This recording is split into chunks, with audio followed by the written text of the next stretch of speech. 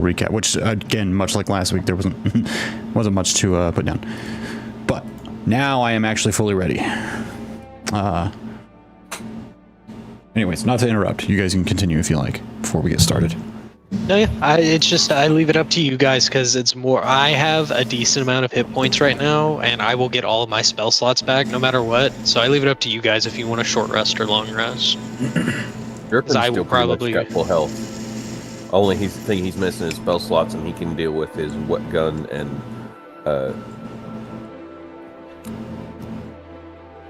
cantrips. If I take a short rest, I can just roll some. I can just roll some HP, and I get double the HP that it rolls. So, and as long as nobody needs spell slots, then short rest should do us.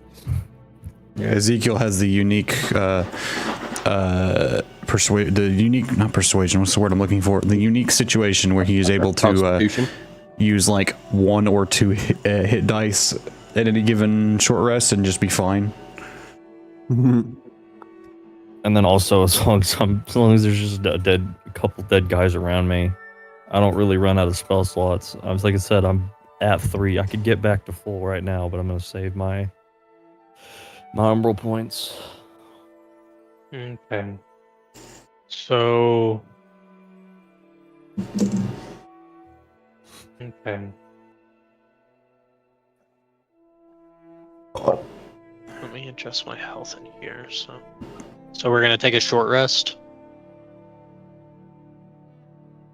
before we start anything.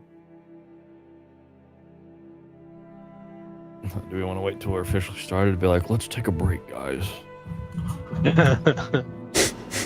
Guys, let's take a break. I'm tired.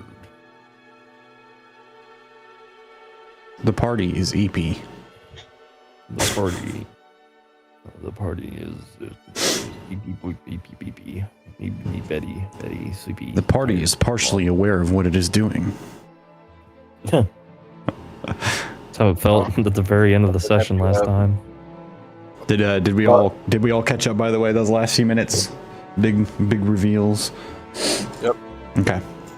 I got it written in. I got some things written in my notes. I forgot to close my window, and now I'm dealing with the consequences of that.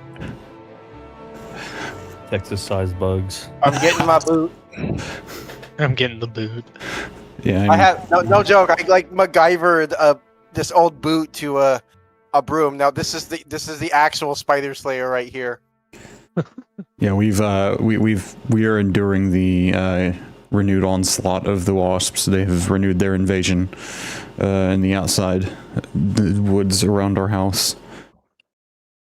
But I'm dealing with it. Stay cool and save up to Sweet. Fucking ads. Okay. I won't lie, that's kind of what I was waiting for. From outdoor shades to room darkening blinds, finding the perfect fit is Mute. Okay, once this ad run through is done and I can play the intro or the recap music, we'll get underway. About 60 seconds ish. I'm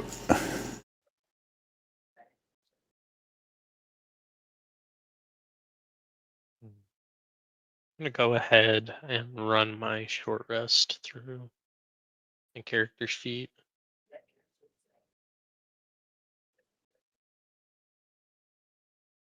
Yeah, I'll do that. Since we're gonna do it anyway, I'm going to roll 2d6 out of 4.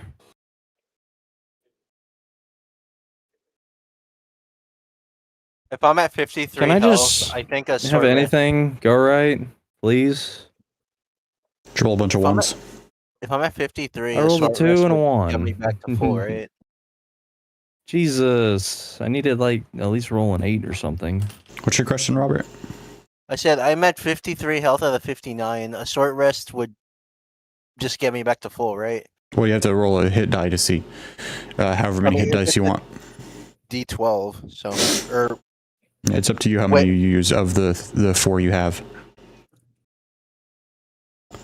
Keep in mind, one of those is of a different class, if it isn't the same one. Oh yeah, that's true. You have to roll a different hit die for So your you'll different have- classes because I had to roll. I rolled a d6 for my sorcerer, and I rolled my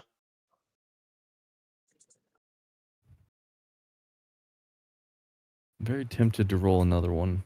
Just to use and I one rolled a more. d8 from my warlock. So I have one. I have You know what? I'm gonna expend 3. I have my So, 2 d8s left in case we do another short rest. whatever.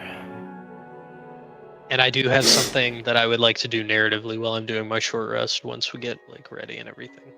Okay. Well, I have 1 more dice left. hang on tight to that because we got to recap. And maybe Yeah, no something problem. else. Who knows?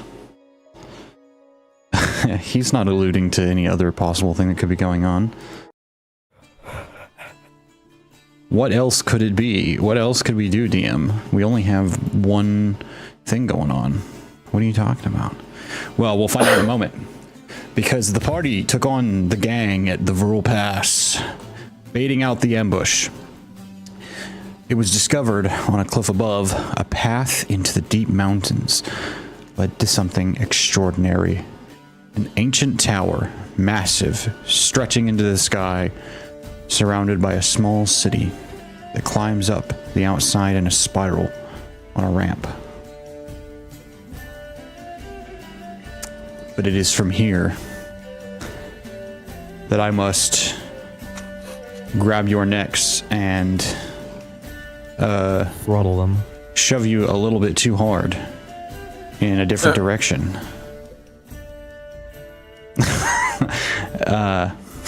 Considering our movie last night, that's Ow. tasteful. Apparently to some people.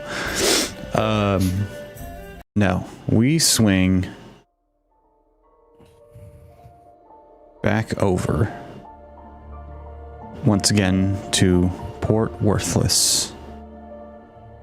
Over to one Edgar.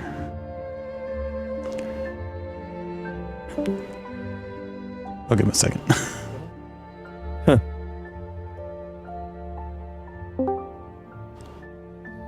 So, Edgar, you and your current party have rolled into the city as of yesterday evening, and it's mostly consisted of what happens typically when a party rolls into a city. You go and find an inn, you sit down, settle in, get some rest, eat, and where do you find yourself at this, at least to our players, small inn on kind of the center northwest-ish side of the city, on the north end of the river, not far from one post office and a shack by the river.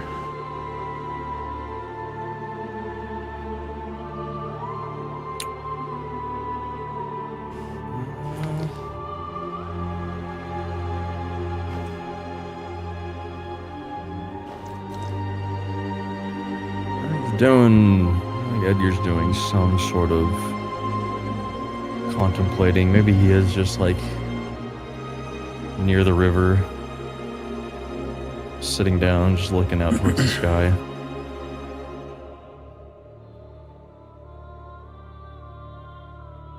Taking a break that he doesn't often do.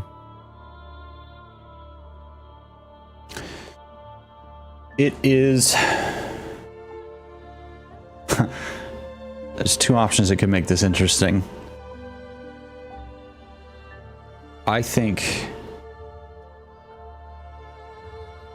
I'm going to throw you an interesting curveball. I was going to say Serena, but actually, I'm intrigued to see what happens when one of the clones walks up. To join you and sit down next to this river on a world far from where he's from, far from his original understanding of really anything, where he spent some time learning under his new master, if you will. teacher, whatever it is that he's willing to call her.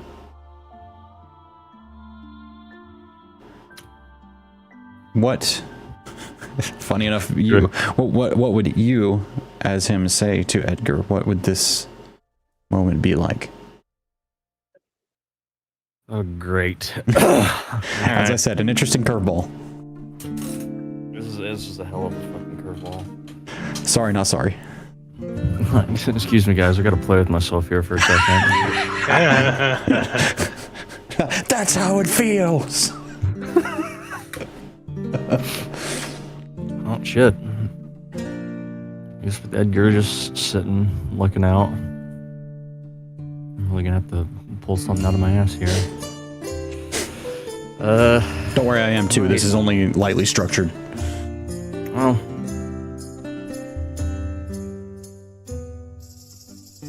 Guess he'll walk up behind him. Stand next to him, his hands behind his back.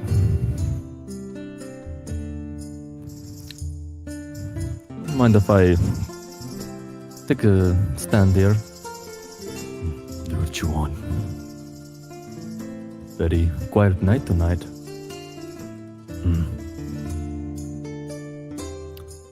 You know, you don't seem to be very used to traveling in small groups, I'd guess. No, I've been by myself, taking care of my own business for I don't know how long. Well, you've got a little group here now. You don't need to go off on your lonesome anymore. Why not come back, sit around, hang by the fire? Better than standing next to this mostly clean river.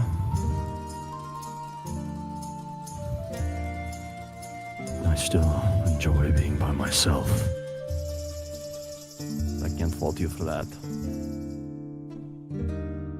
I don't mind being by myself every once in a while, but I think I prefer companionship over, just regular lonesome. But where I came from, I really wasn't by myself at any point. Honestly, I didn't even have my own body. You know, strange thing to say, but it's like being in a room with people you haven't known for very long, but known your whole life. And once I was able to freely roam, the strange feeling. And I find what makes up for that is friends around the fire. The closest I can come to be without, well, sounding crazy most of the time. Having several voices in your head. I think I know voices in my head well. But several voices, not just one.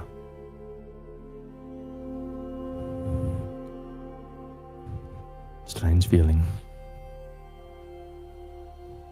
Well, you can enjoy your river, or you can take me up on my opportunity. Not too far behind.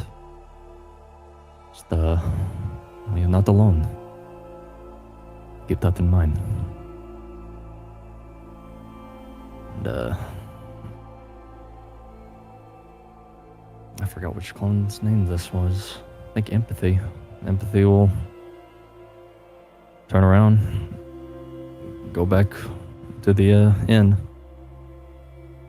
As he stops halfway, just as he's walking, like, oh, if you're going to stay out a bit longer, go try to find a bar that has this cherry rum that I've heard a little bit about. I've heard it's pretty good.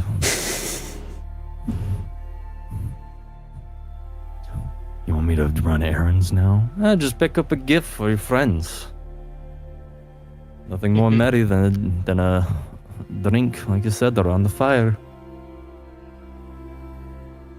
He turns around and heads back to the end. Edgar continues to sit.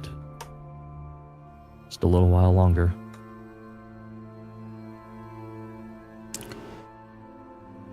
As you sit there, you hear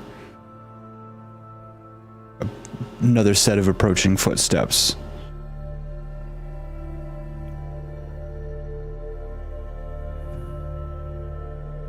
Did you forget something already? Turns to look back. Coming from a different direction, coming from your left, actually, walking up the shore. It's, in this now post-twilight evening, just a little bit of the sun still shooting purple light up over the horizon as you sit by the river. It's a red-skinned tiefling woman with a sort of falchion at her side.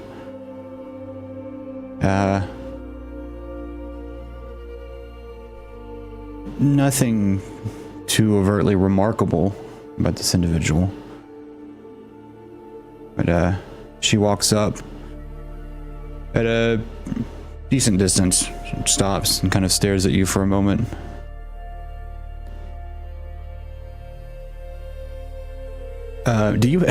Would you happen to have Edgar's stats done yet? I don't know if you did those yet or not. I don't know if I haven't asked in a while. I do not. You do not. I do find it narratively interesting, so I will say, her eyes are not what you'd expect.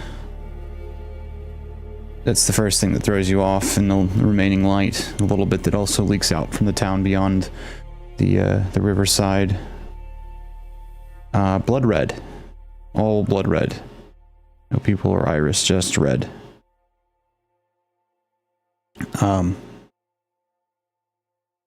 It's a strange sight.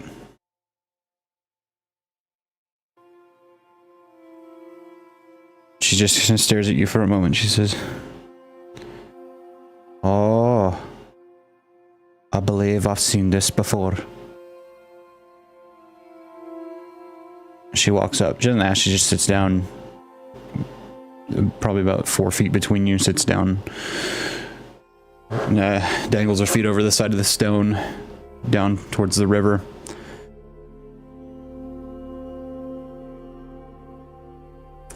I used to do this all the time. Sit out by myself, wander the woods. Used to be a stranger. And then I met this dumbass with a sword.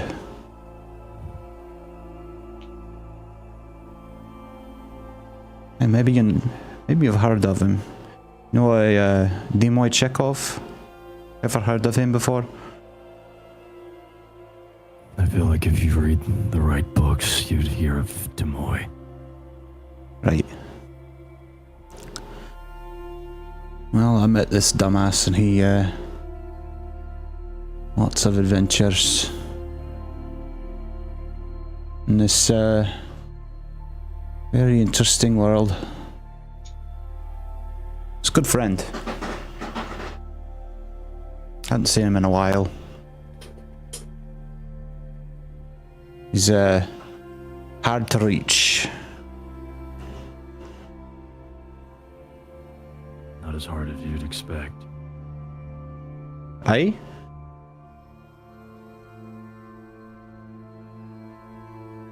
I could give you a more clear answer. Who would you be? Name's Caden. You've heard Dimoy mention this individual before. This is one of his old traveling companions, though he never mentioned her still being alive. Yet another mystery. If you knew Demoy, I'd say you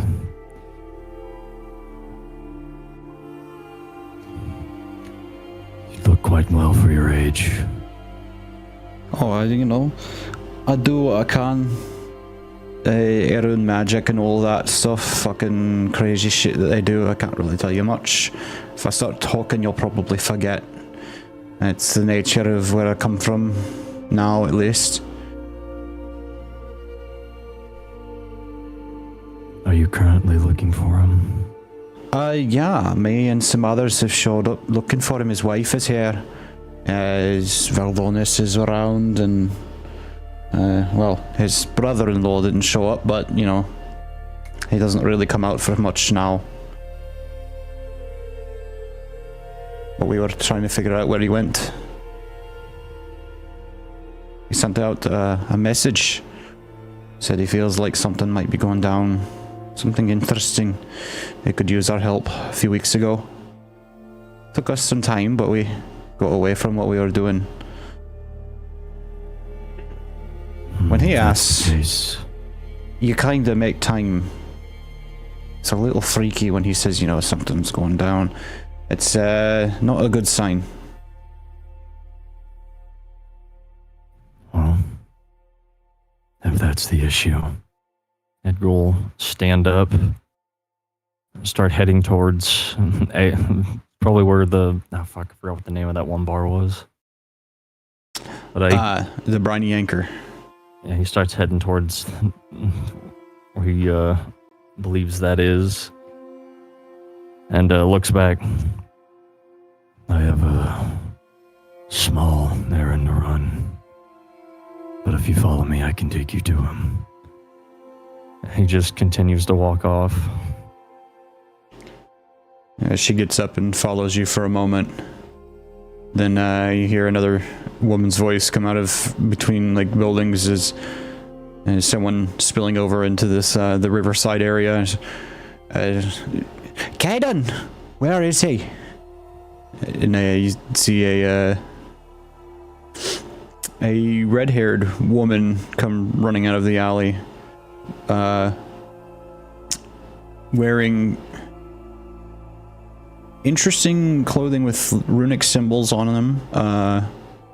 You see a few buttons that have what look like magical circles or runes inscribed on them, and a interesting sword to match.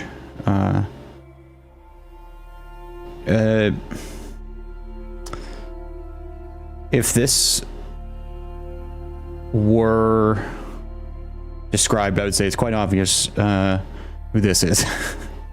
He's mentioned her more than once, and how could he not? I'd say we've probably crunched up the paper of the question of how are these fucking people still alive, thrown it out the window, but here she stands. It is indeed his wife. And it's at the moment that she gets to the two of you and inquires about finding Chekhov.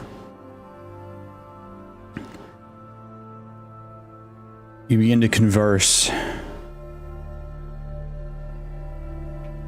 And then something catches your attention. Something loud, something abrupt, something meant to catch your attention.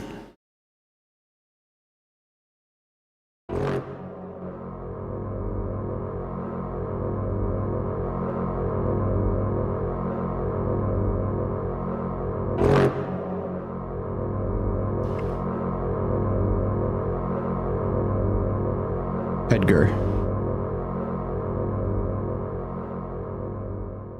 It keeps going and keeps going, blaring loud into the night. And I'll tell you, you don't know what that is, but you figure it out pretty quick when you see people running through the streets. And then you hear that noise followed by a different type of sound that doesn't come from the center of the city near that old keep. It comes from beyond the city. It comes from the northwest. Loud. Just once. Followed by bright flashes of light.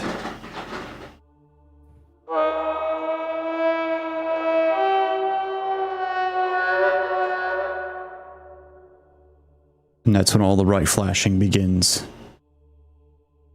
Edgar, you've been around enough mages that your brain can wrap around the concept of a singular gate spell being cast. And this is a lot. Something grand is about to happen. And you're in the city looking for a fugitive. And that is where I will leave you for now. We need to move. Now.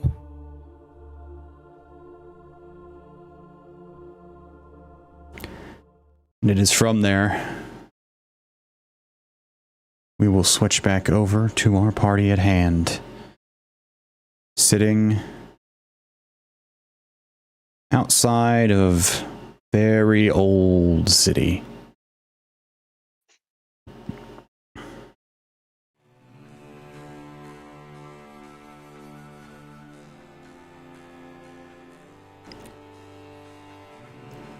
We've arrived at what was the gates in front of the walls that lead in.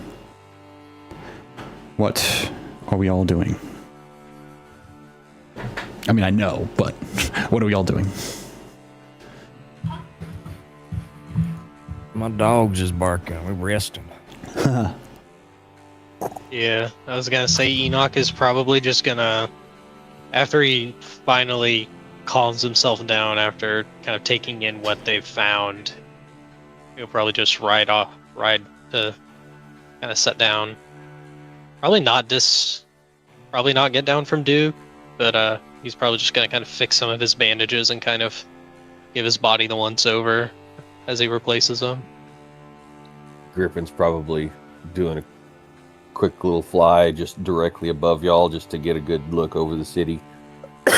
Notice anything going on since he's not really in need of a rest? Noah's also going to rest with the rest of the party. Okay.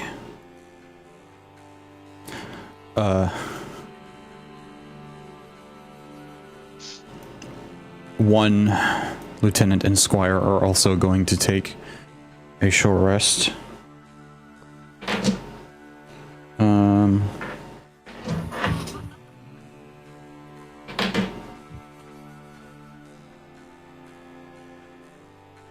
There they are. Okay.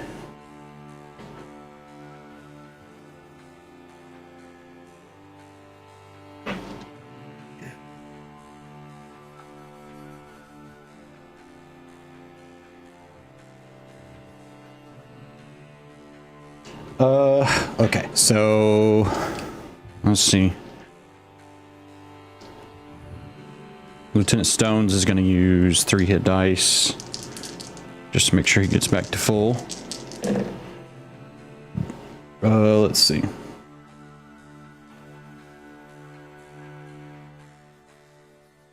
See. Oh, perfect. Exactly the number. That's actually crazy. I rolled exactly 12. That's a cuckoo. All right. Bandit's gonna use. Also, I don't think they have many.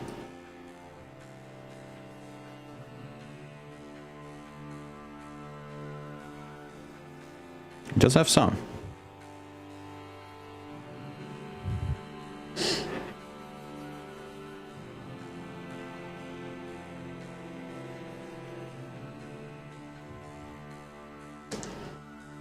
He's going to use... He's also going to use 3.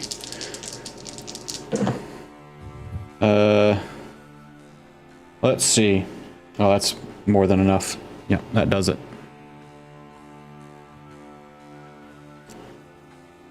And the squire is going to use 1.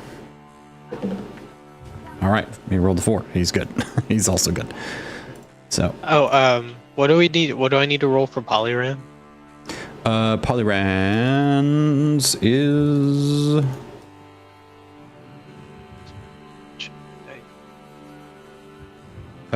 he has 3... Nope, should be 4d8. 4d8? Yeah.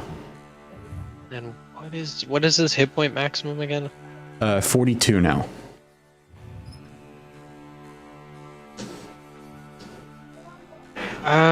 I'll use 2 of his D8s.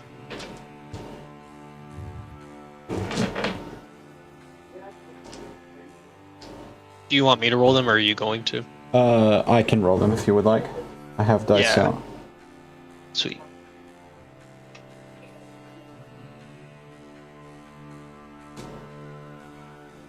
Some mixing of dice that's happened in this bag due to my not being careful. Okay, how many did you want for him to use? 2. Two it is. That is 3 total. Bummer. Yikes, Polyran. Yikes. All my rolls were good until that one. That was a yikes roll. What I rolled for health was a 1, a 2, and a 3. But he's got a little bit of his HP back. 12 HP.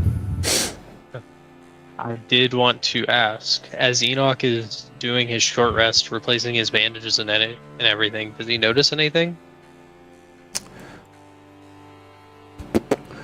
I will allow you to make either a medicine or perception check, if you will. Hey, both are 1, so does it even matter? You replaced your wraps. Well done. Oh shit, wounds- 17. Oh. 17. On a 17, it's that itching feeling. You felt something pass between the two of you. And considering your current fixation, I wouldn't say it was any form of romance. Maybe bromance, perhaps, but that was not an intended thing to pass between the two of you. I would say you'd have to steal somebody's sword. It would take a look and a reflection type of moment. Could I use prestidigitation to summon a small, like, shiny piece of something to look at my face? I would say, yeah. I would say you could. Because I think it says tiny non-magic items. You Make a small mirror in my hand. Make a small mirror, and on that 17, there's do you have an actual light that burns in your eyes, or is it just only when you cast spells, or? Yeah, it's only when I cast spells, or if I use prestidigitation to have like things erupt from my eyes. Well, when I say the fire in your eyes is brighter, I don't refer to the magical one. The fire of life you catch. It's hard to explain exactly on a 17, but with the 17, that's what you notice is something.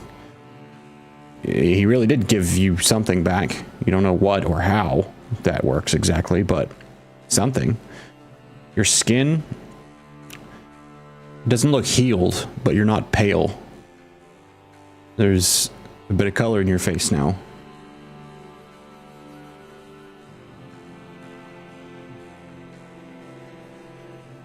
It almost looks like you've regained a little blood flow.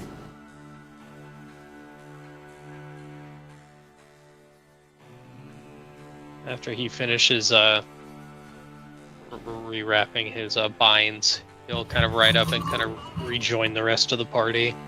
Just kind of spend the rest of the time just relaxing, seeing if anybody needs help. Probably writing down in his journal. Oh, you know what he's doing? He's writing his letter. Indeed. Perfect time to do it. Perfect time. The Squire and Stones have tokens now. I don't know if I said that out loud. Did I say that out loud? I noticed when I was looking. I noticed. Okay. I was about to say, I gave him a peep down. I kind of psyched myself out. I was like, did I? I thought I said that, but I don't know if I actually said that or not. I felt like I said it in my head. This is a known problem that I have, is saying things in my head and then forgetting if I said them out loud or not. a lot. So, with images to our two new friends that I should have made right away and didn't really think to do, we rest, take our time, build ourselves back up to prepare for the journey forward. Is there anything else we would like to do in this moment as we all sit?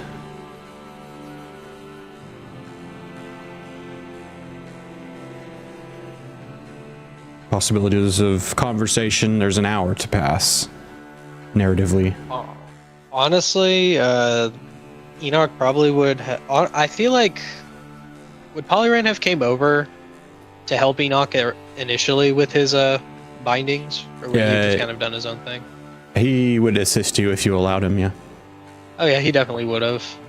And he probably would have pointed out the things he noticed, especially after like looking in his eyes, saying how he felt different, more alive. And then after that, he would probably come back over and, yeah, he'd probably mention something to Ezekiel, like, what was that? What did you do?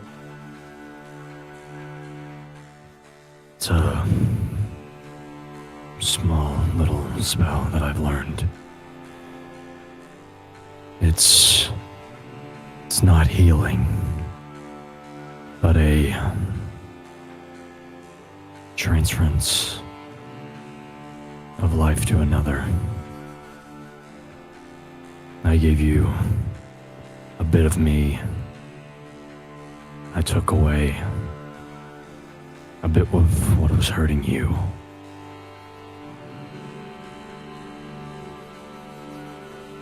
Well, however and whatever you did. And Enoch he'll just take he'll kind of pull up his sleeve and show his arm and kind of like roll it over and show one of his veins. Well, I will ask, on that day so many years ago, which hand did you reach for the stone with first? It was his left hand. That is the only part of you that doesn't seem more alive than it was. Up to about mid forearm. You're not fully repaired, but it's, when you look at him, it's a noticeable difference. Honestly, Enoch probably wouldn't have noticed that initially, so he probably would have just, at this point, fully unwrapped his left hand and then pulled it up to where you could see on his left arm that it was kind of beginning to heal, and he would just kind of show that to Ezekiel, and he would point to his actual hand to where it's still fully damaged. It's like a farmer's tan. You can just signal the difference. Yeah, exactly. Huh. I mean, it tracks. Farmer's boy, farmer's tan. But yeah, Enoch will point to his damaged hand. This is what it has looked like since my accident. And then he moves his hand down to the part on his left arm where it looks noticeably better. And this happened almost immediately after you cast that spell.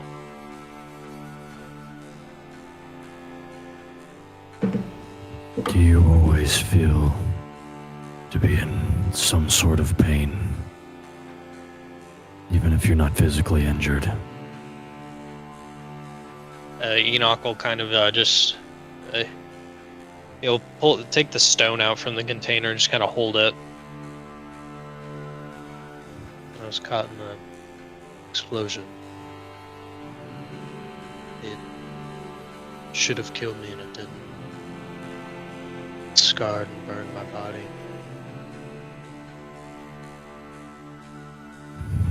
I believe I have been in pain.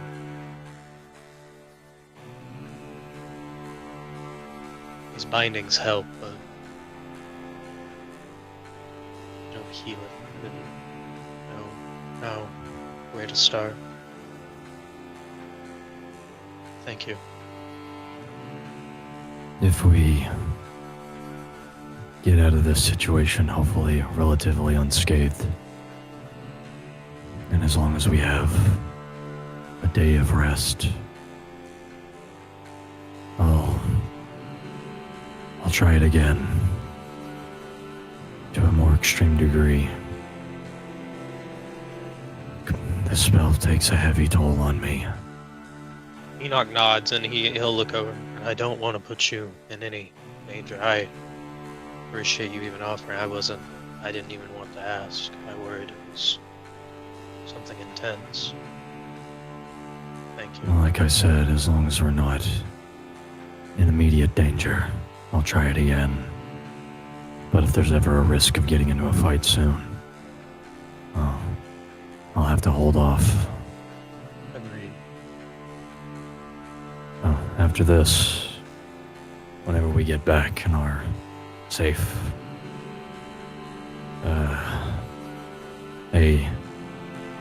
they're never good. The night's rest. Well, we'll see what happens. I'm quite curious myself. Enoch nods, and then but before he kind of stops to just write his letter, he'll look back to Polyaran. I know you know some healing magic. Do you know anything that might be somewhat related that I could research? Kind of looks off to the mountains a bit. I shall commune with the stones and see what I can... He looks over at the lieutenant. Should be more clear. I shall commune with the stone of the ground and ensure my capabilities of being able to cast something like that. I shall search the bounds of possibility until we leave to go into the city. Allow me a moment. And he'll step aside, off away from everybody, and kind of stare off into the mountains for a bit. And you see a localized tremor around his feet as he begins to ponder with the stone. Once you guys have kind of... Go ahead. I was just going to say Enoch sits down with everybody and just kind of begins writing a letter. Heion walks over and sits down next to you. I'd say you can make an insight check if you wish. Okay. She's wearing a bit of a look. And I will say Enoch's left arm is fully exposed now. Like, it doesn't have any wraps on it except for the parts that are actively healing. And that's funny because he's left-handed, so he's writing with that with his scarred arm. 3, good sir.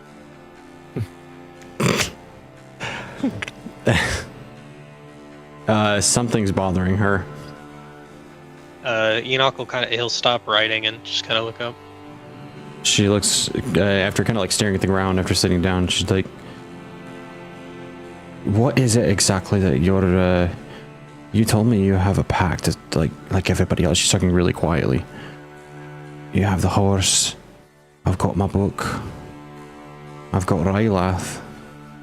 What do you have? I mean, I know warlocks exist. I know they've got like deities and you know, archfey, and sometimes if you're real stupid, you bind yourself to like horrors of the beyond. Well, I don't quite know their name yet, but I believe She makes a confused face. they are very... He kind of looks up, noticing her confused face. I have asked. They don't. They're old. They don't communicate like we do. It's very simple. Direct. But they seem to want to at least help me in exchange for me helping them. She's gonna make an insight check. Natural 2. Hey, I rolled a natural 2 on my inside check. Just warlock things. Blind to the realities. She, without that, it was more of, to read, well, it was truly just to read you. But she speaks bluntly as she usually does. She says, so, what kind of naive fool would lock himself in a closet spiritually with a creature you don't know the nature of entirely, with no name and no mind? Want to feel indebted for not destroying him atom by atom, bit by bit. Being confused. And she looks you dead in the eye and she says, I know I've got my problems, but you don't owe your shit to anybody. You on yourself. We got a saying where I come from on Lagastima, where I lived for most of my life. Go on yourself. Go on, do it yourself. Be yourself. Be strong.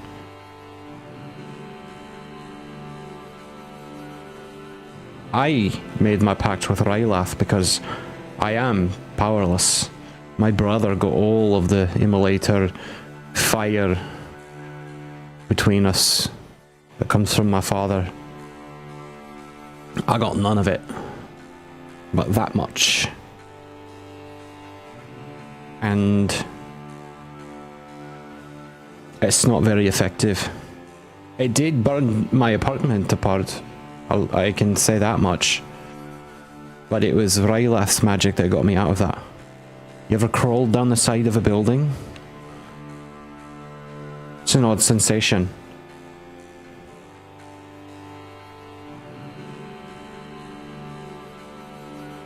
I was powerless before this too. Maybe there's a part of me that did want that power. And this party says a little bit quieter just to hang on. If anybody else would like to hear it, they can roll for perception or whatever.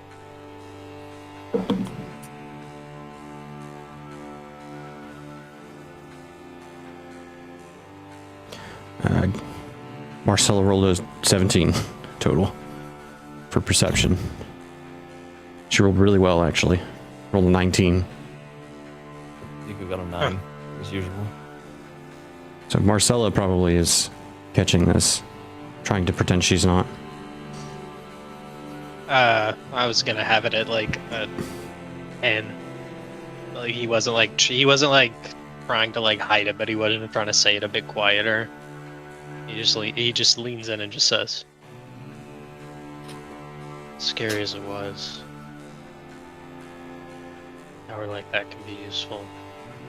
If you use it correctly. Use it intelligently. I have not lost myself, do not worry. Whatever this pact is, I intend to use it, not the other way around."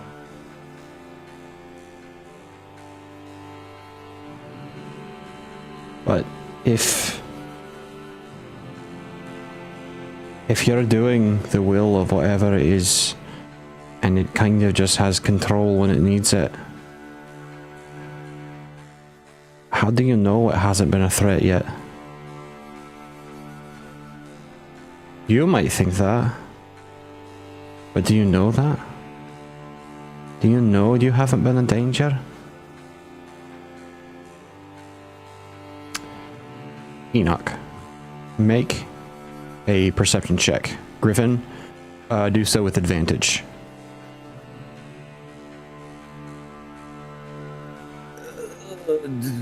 Well, let's see if the second one's a nat 22.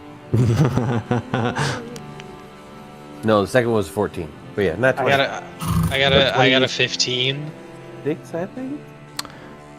You don't notice it, but you notice Griffin noticed something. Griffin, the prisoner, is missing. Oh, Oh, Yep. fuck me. Prisoner's gone. And you now put together why she's having this conversation with you. Because she probably just led him away to feed to Rylath and whatever his strange needs. He wanted the prisoner. He makes food, but I never said that he eats food.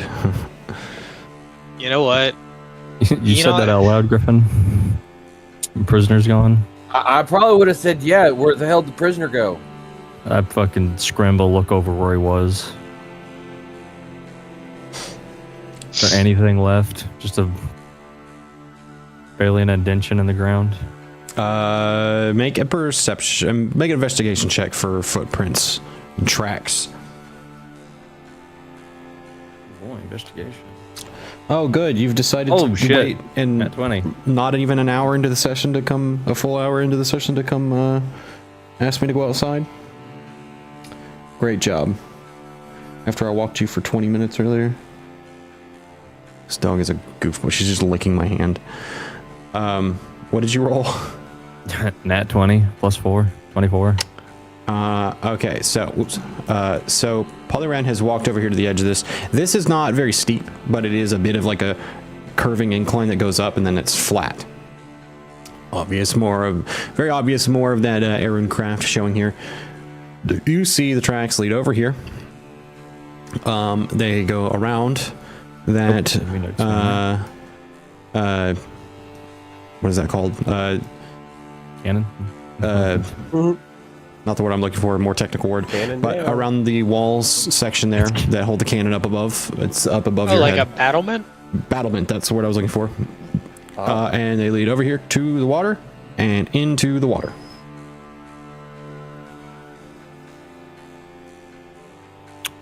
Gone. That's not good. Fuck. This was a walking pace as well. This individual was not running. Lured away. No, running. Running would have You drawn know- more attention. Enoch will just look to Hayon. She frowns. In our line of work, we all pay our prices, I guess.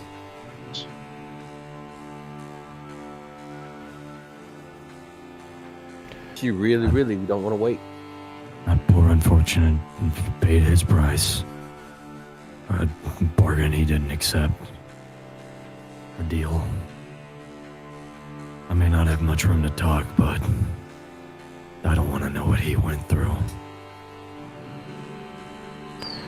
Well, he's been laughing for a while, so I don't think I want to try and imagine it either. But Enoch this, just nods. the spell is easy enough to reactivate. It only takes 10 minutes when it goes down anyways. And she kind of blinks hard. How did I know that? Give me 10 minutes. Right, anyways. And she kind of looks confused, takes the book off of her back and goes and sits off to the side for a moment. And you see her begin reading through. And she begins some somatic components and different things. And begins recasting Guiding Hand.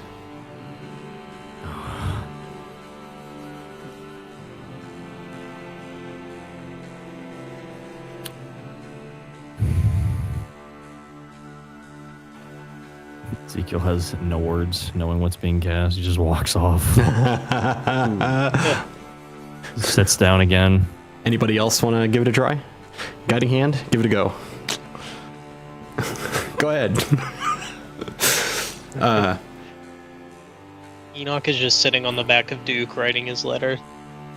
All right. Well, begin deciding any particular specific things we want to do. If there's anything else left in the short rest, if not, decide how we will be traveling into the city. Did Griffin notice anything on his look around in the air into the city while they were resting? Not a thing. It is that, as per described last session, stone dead silent. But I will be right back. Good team. Give me a drink. Doing kiki.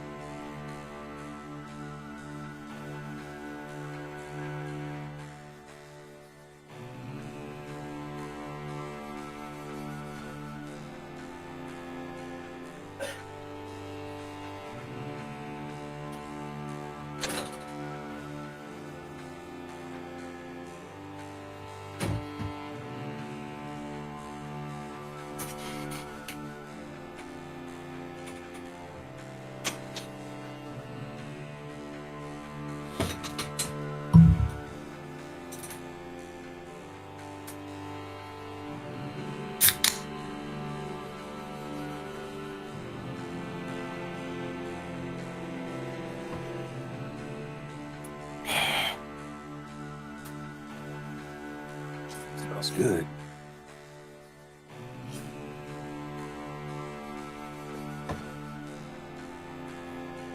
Infused maple bar. Almost smells like maple bacon.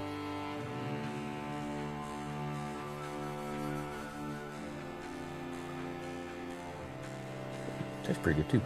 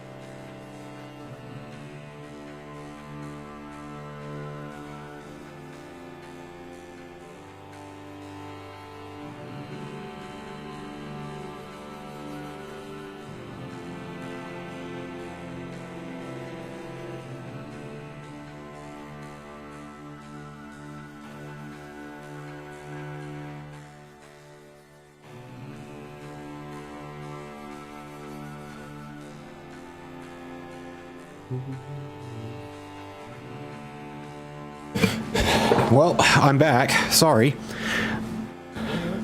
Literally didn't go to the bathroom. She didn't even pee. She just walked around. She just walked me around the yard and barked at some people that were walking, and then just sniffed around and did nothing. Dogs really test my patience, man.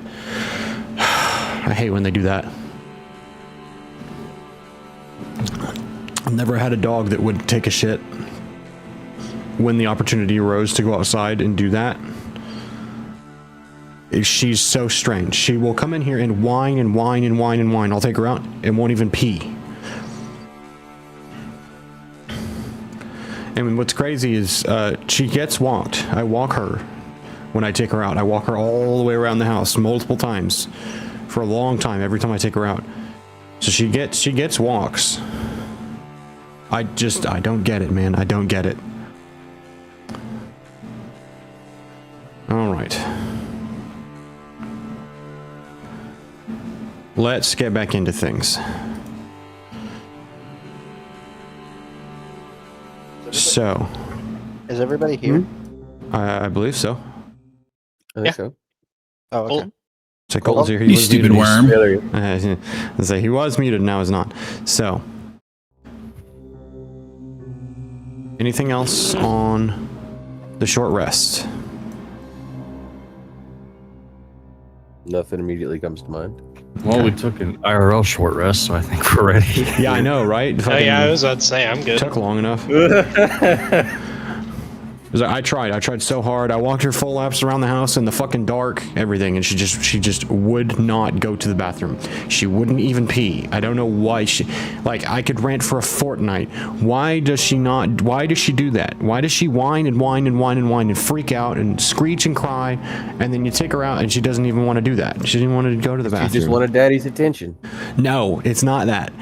I know what that looks like, and she comes over and irritates me by acting crazy. She gets crazy and she jumps up on me. The pawing and the whining is when she wants to go out, and then everything else is just her being just existing. She's I don't get it. I don't understand. Because I also play with her. I fucking wrestle her all the time. We were doing it earlier today too. We did it for a long time. Me and Jessley and the dog were wrestling on our bed. And she loves it. She goes crazy. I wore her out. She was tired after that. And then she'll come and she'll freak out and whine and cry, and then to go outside, and then nothing. That's nothing. So, how are we entering the city?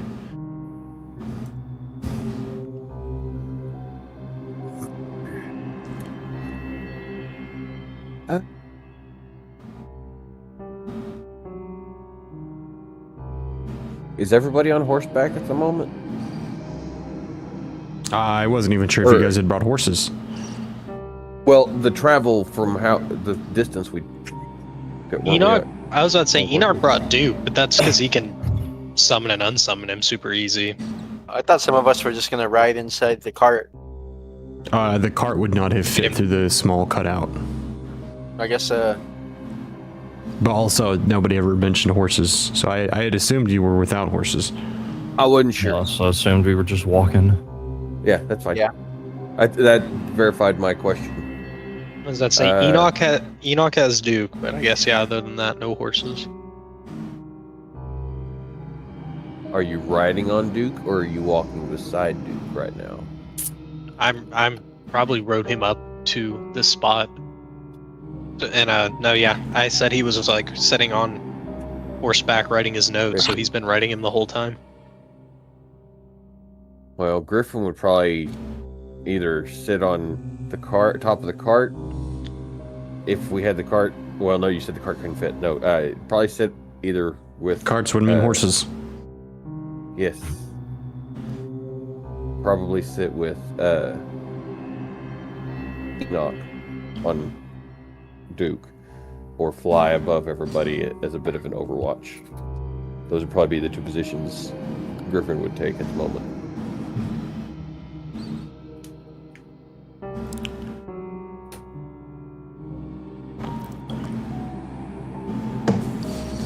So what manner do we choose to enter? We have the how, but we need the mechanical. Are we going quietly? As quiet as possible? Slow moving? Are we going at a normal pace? Are we going to do a frenzied sprint through the streets of an ancient city? If we do want to sneak, I will unsummon a Duke before we go in. We could try to be quiet. Yeah. And yeah, Okay. Enoch In will that, summon in that her. case, Griffin would probably be a little bit ahead of people trying to be sneaky and not get caught and keep a lookout. All right. Everybody make a stealth check. This is why I said try, guys. Okay, let's see. It's not the right die, but Heian got a natural 20.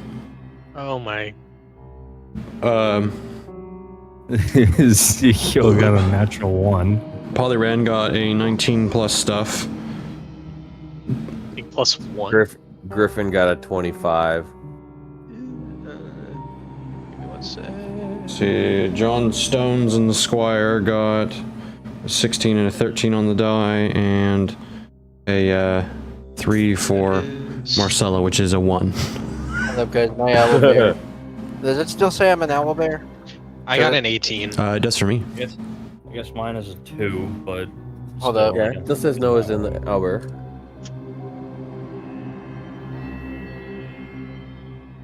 So how many below 10s did we get? I Not have. including the nat 1. So I have 1. Oh, that's not. Okay. I just had to restart. I'm back.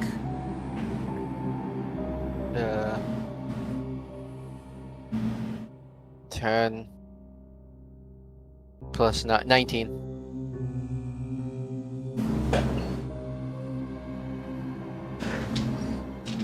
All right, so. Hang on. Forgot I had selected a die for the Squire. I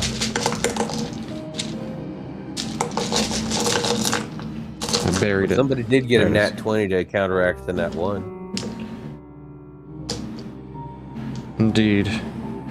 Who ended up with a nat 1? me. Oof. Why are you doing that to them? Yeah, I mean, like, fucking. I said try to be stealthy. I knew I was gonna fuck up somehow. Does he have Tries to heavy be. armor on? I have medium armor on. Oh, just checking. He was like, "Come on, guys, try to be stealthy," and then fell down like a giant flight of stairs in his chainmail. I'm pretty sure, does chainmail, or at least a chain shirt, is that disadvantage on stealth too? I don't know about a chain shirt. Chain mail is disadvantage Find though. out. Which means I it means Marcella needs to roll a second time. Okay, well, this still a Chainmail? 1, but not a natural 1. A chain shirt does not have disadvantage. Scale mail, spiked armor, and half plate have disadvantage. So if you've got the chain shirt, you are not at disadvantage. Heian is wearing chain mail, not Heian. Fucking mail? Marcella. Yeah, Chain mail does have disadvantage. But Every hers heavy is- armor has disadvantage. The only way hers could have got worse was a natural 1, and it wasn't that. So she's sitting pretty.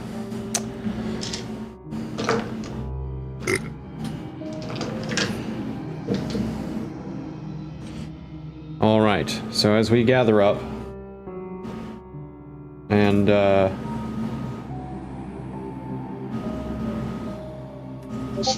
begin to make our way into the unknown. Yeah, here, hold on. That was very apt. Perfect. Very apt. Yeah, so as soon as I rolled that mat one, I was like, fuck. This popped in my head like a fucking rocket, dude. I got lucky. I died. Somebody order us on the screen with how we want the party to proceed. So you do have 2 beefcakes walking with you as well. Well, I'll have Enoch hang out probably towards the middle. would y'all like Not Griffin exactly to in the scout front, but ahead or stick with everybody?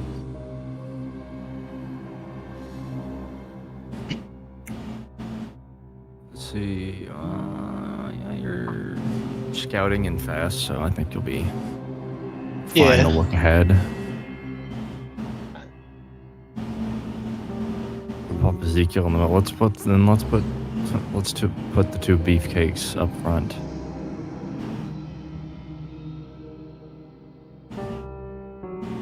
There's Plurian. Put him in the back. How's this arrangement? As you all That begin looks to good to gather me. up, Polyran walks over and begins to walk towards you, Enoch, with a purpose, and kind of looks you over a little bit, and then looks at his hand, grabs your face, and then casts some kind of spell that feels warm as he does it, and you you feel. all just hear Enoch just go. As it sounds like a rock is pushed over his face.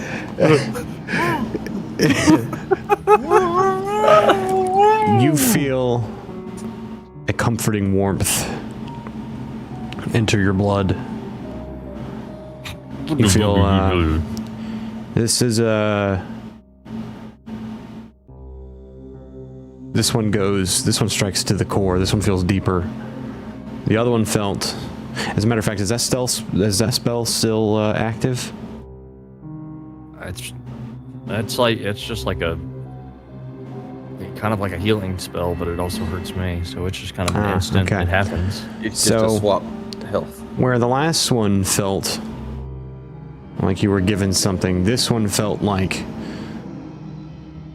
the opening of a valve. If Ezekiel's spell was being given a little bit of life, this was your own life being turned back on a bit. If only a fraction. The wick rekindled. And he pulls his hand back and he says, "How was that?"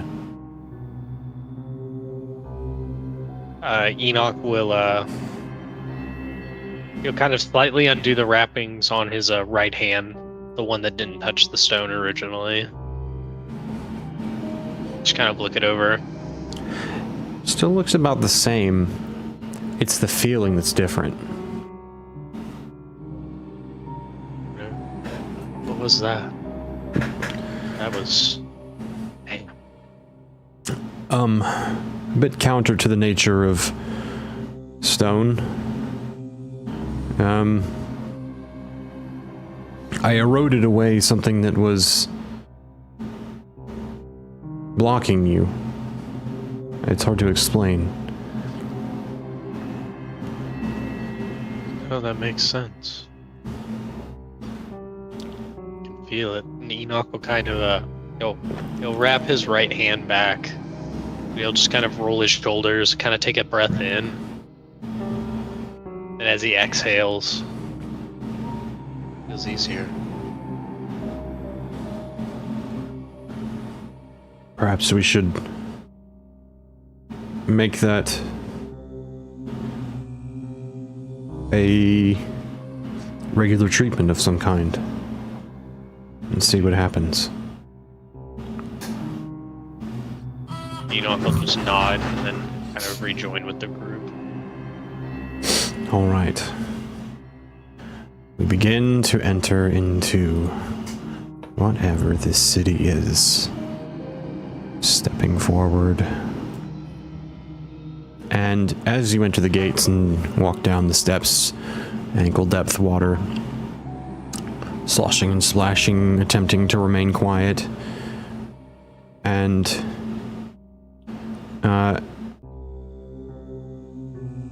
Ezekiel, you didn't see the lifted stone in this street beneath the water, as it is murky and a bit dark, and an overcast day doesn't help. And to your surprise, it is Heion who catches your belt and holds you upright. Who just kind of looks at you and goes,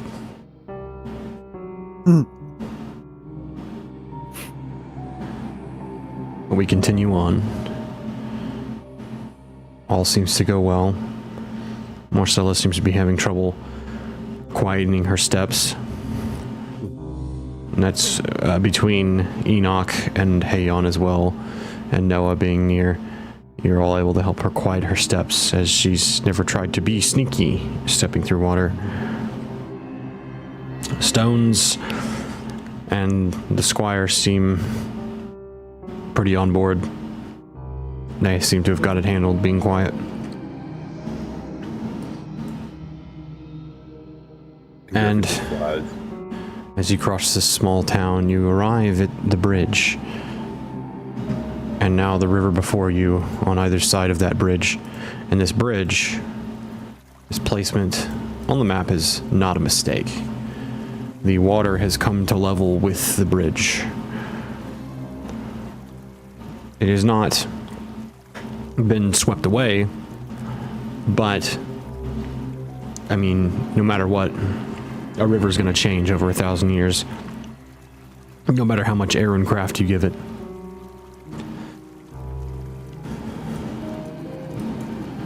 As we rally to begin crossing the bridge, same thing, ankle-deep water.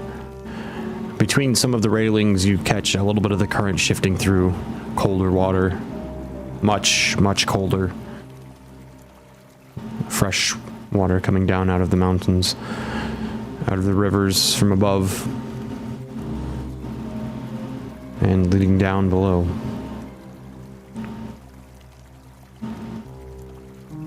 You cross the bridge, and you find, as you cross off, step out of the water, up a bit. There are the shapes of buildings and some roofs, but doors are gone, windows gone. The homes and buildings and businesses that you can imagine around you all gone, gutted out over a millennia. Not a millennia, but many. But it's hard walking through a place like this, not to imagine some of the things being inhabited. And as you cross further into the city,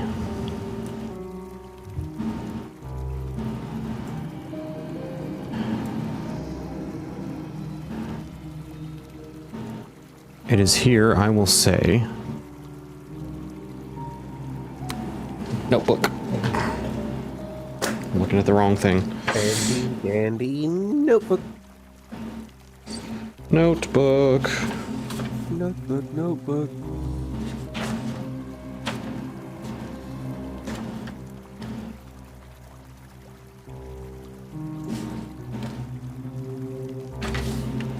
Craning my neck to keep myself aligned with our characters just completely. Yeah, I just kind of turned him. That's one way to do it. I just kind of did it. Get rotated. You're a rotated idiot.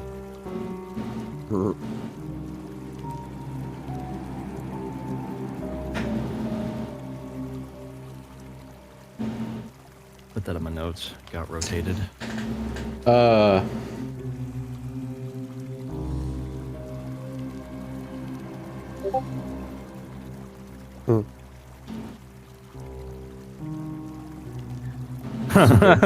Right around.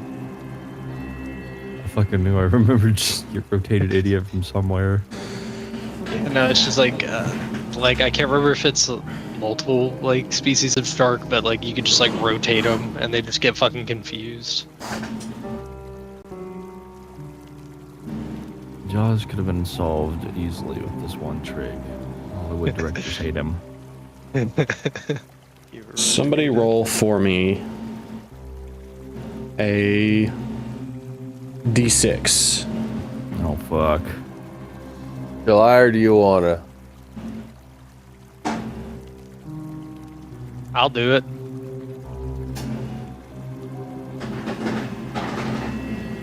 All right. You said a D6? D6. 2. I don't know anymore if that's good or bad. It begins to rain blood. I'm kidding. No, it's all is quiet.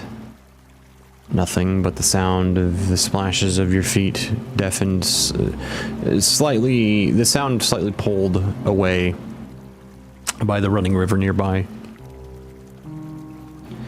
And Griffin, you're flying overhead. How high exactly? Probably not over the buildings, because I'm not sure what may or may not be able to see me. So how tall are the buildings at the moment? Like 2-story, 1-story? A lot of 2-story buildings, yes. I'd probably be right around the floor height of the 2nd story. So yeah, right about that height. Make a perception check for me.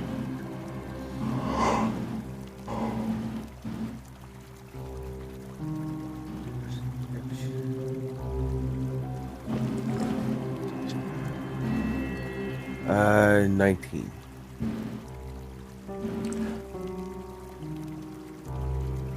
You hear the sound of something scurrying over these rooftops. And you begin to realize, with all the stuff that's gutted out and missing, doors, that front gate, all the things that you would probably guess are made of wood. But there are wood bridges that lead between some of these buildings on the rooftops. There are wood bridges, simple, flat planks, end to end, nothing fancy or immaculate engineering, simple footpaths to walk over the rooftops. There are bridges between these buildings in a city that has been aged to death. Griffin's gonna swoop down real quick back to the group, bring them all together and say, somebody has stripped all the wood. No. The wood isn't stripped. That's been stripped by age.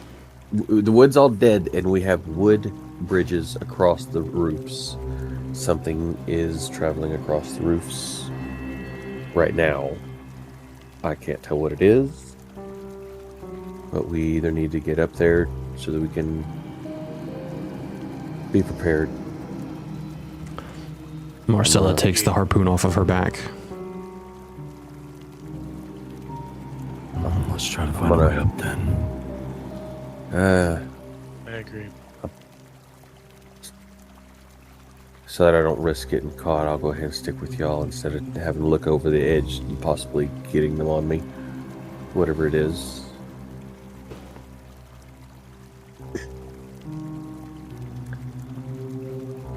And Griffin just goes over and lands on shoulder.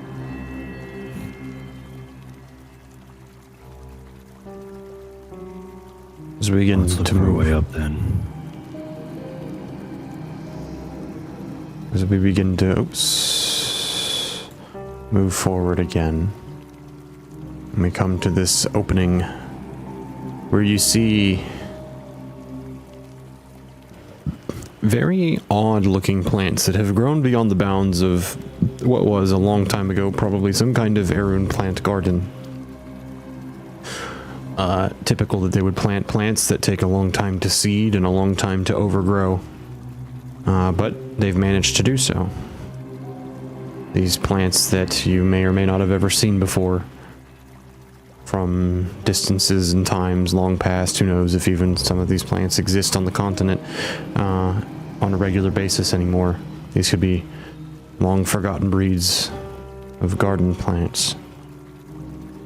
As we've trekked down a few more streets and a little further on, safely, without being noticed, coming to this open area, somebody else roll a d6 for me.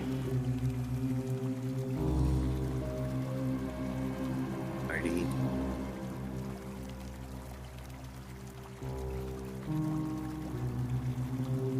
That looks cocked to me. I'll count it as cocked. I mean, I have said in the past that if it cocks on the dice tray, even in owlbear, I count it as cocked. No way to tell for sure. 4. That's scurrying again. Moving off that way. Over the rooftops, headed somewhere. It's moving away from us. And you kind of count out the number of noises in your head. That's not one scurrying thing. That's a group of things moving about. Using bridges on rooftops. They go around groups. Whoever they are. We need to find a way up quickly. And I feel like we're gonna get caught in something down here soon. If nothing else, we have rope I can attach to a roof. And y'all can climb up. It's the quickest way. I don't know. I'm not seeing any easy ways to rooftops. Me neither. Can Griffin try and have a look around to try and find a way up for them? Therein lies your difficulty. As I said, all of these buildings are gutted. You walk in and it's like walking into an old West building. You might have the storefront outside that's been upkept, but you walk in and it's just 4 walls and a ceiling, which isn't even a ceiling anymore, it's just the roof.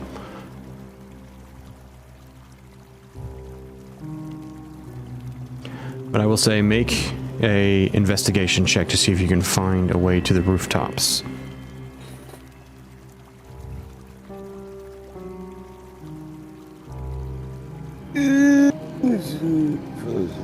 Investigation is 17. This is essentially what you discover as you look around. But do you venture off on your own slightly to go and see if you can discover a way? Which way did I hear that scurrying head? From the current perspective of the party, to the right. So where they went that way? Mm-hmm.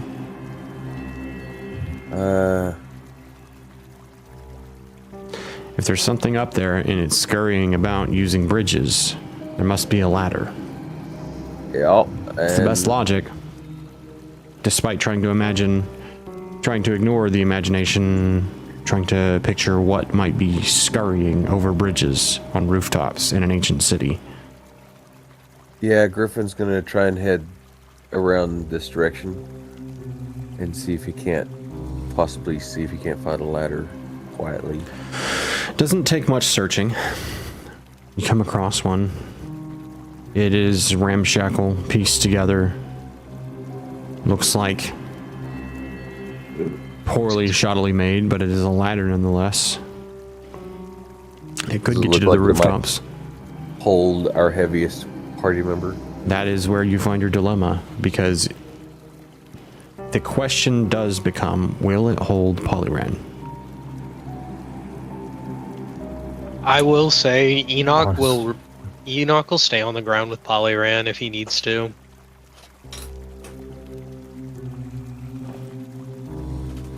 Not unless we do the rope idea and have him hold on to it and have the rest of us pull him up. If everybody else can go up by the ladder, then we might be able to pull him up. That's true. Yeah, we could.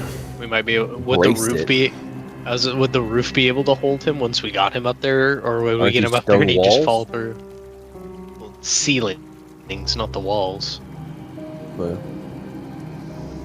If the roofs are like stone or really reinforced, I'm sure it'll be fine. But I was just wondering because I know he is heavy.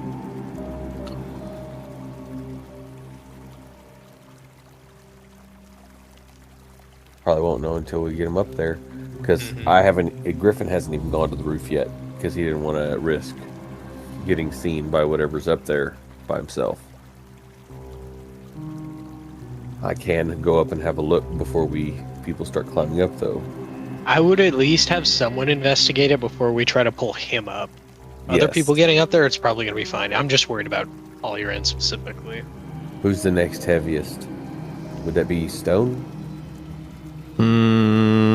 with the armor? Next heaviest? Or what?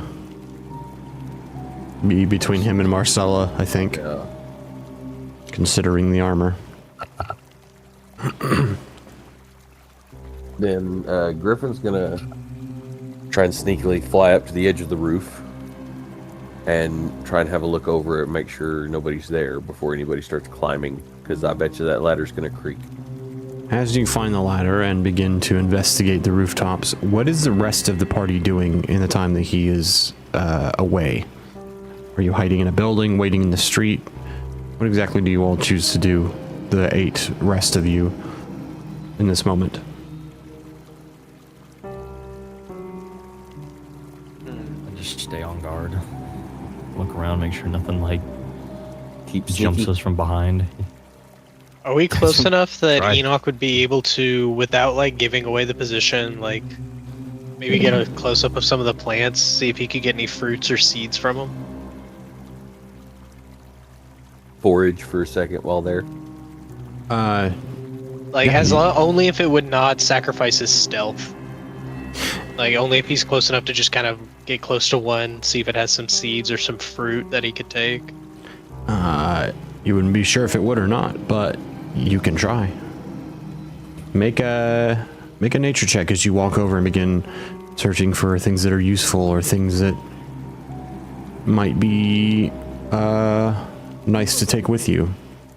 Being that this could be a garden of ancient, thought to be extinct plants. 18. 18. Very well done. You take things well. You're sifting through these plants evenly. Interesting bloom on this bush. Walking across this row of hedges. Interesting. A tall tree. Interesting looking bark. And smooth and lovely. Another bush. Flower. I don't think arrowheads grow out of bushes.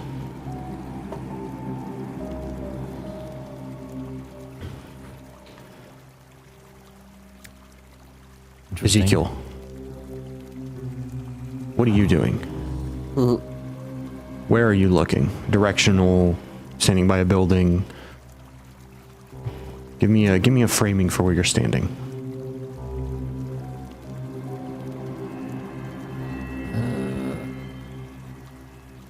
I think Ezekiel will be like posted up here in between everybody, looking behind. Since Enoch's over here, he's got stones and Squire to at least look out after him if there's something that way. So he's keeping a check on the rear.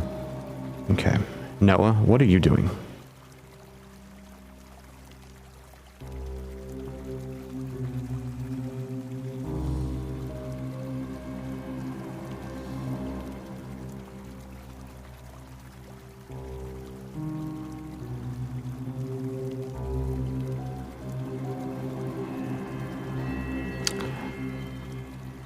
Robert, you there?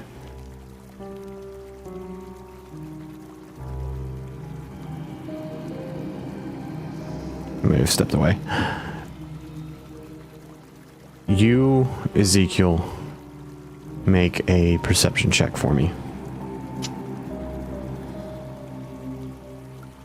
Alright, I'm so good at rolling a dice.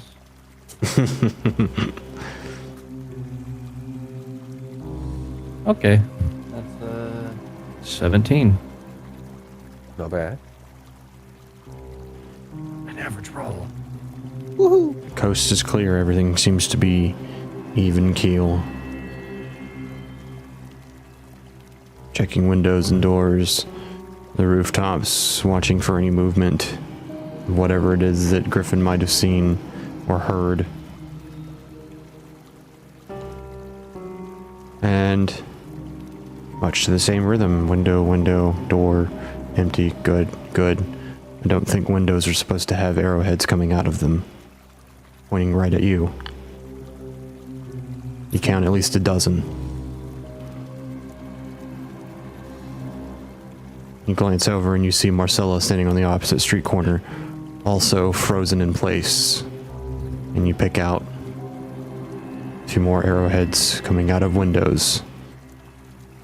And you turn and see Enoch now standing in front of a bush. Enoch, what are you doing? As the arrowhead is now given life by something on the other side of it.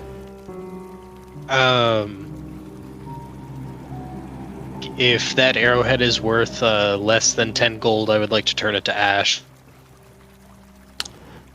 And so it does. And then it is followed by 3 blades, 2 that you didn't know were standing next to you, and 1 out of the bush that point up to your throat and hold. And you gaze about, and you find that the entire party has been held up. Ezekiel, you have seen Erun before. This is not ashen gray blue skin. This is slightly ashy gray purple lavender skin, adorned in armor you've never seen before. Pointed ears, purple eyes, pink in some cases, all around you, silently watching, with arrows drawn. What do you all do? All right. Has Griffin stuck his head back around the corner by this point? In just a moment. This would be about the time that you're kind of going up to the rooftop. I think I would like to have Enoch initiate in some charisma. Some negotiations, gentlemen. Talk no jutsu. Probably no better time to use the talk no jutsu than now. Yeah. Alright. So, can I... What lovely people are attached to these blades pointed at Enoch's throat right now? You've seen Erwin before, just like I said for Ezekiel. This is not ashen gray bluish skin. This is ashen gray lavender skin. Would they have their own language, or would they understand Elvish? Make a history check. Oh, thank God I'm good at those. This is chancy. This is layered. Wondering the same thing. 15 will get you knowledge of what they are and who they are. I would say an 18 will get you knowledge of that and what they speak. What about a 21? These are May drow. I also try? I was wondering the same thing. Oh, okay, shit. well, I've kind of clocked that above table, but I'll see if I can. These are roll drow. if- You don't know anything about what the drow do to people or how they interact with people. There's not interactions. It doesn't happen. Though it is known, vaguely, people have made contact before. I only got an 11. All right. People have made contact in the past, individuals, but larger groups, kingdoms, so on and so forth, nothing. How did they make contact? These are people delving too far and too deep, who are then escorted away very briskly or disappeared entirely, only to resurface years later. Okay, so I'm assuming trying to talk to them in Elvish isn't going to work. You don't know. You could try. But it does speak of a language that sounds different.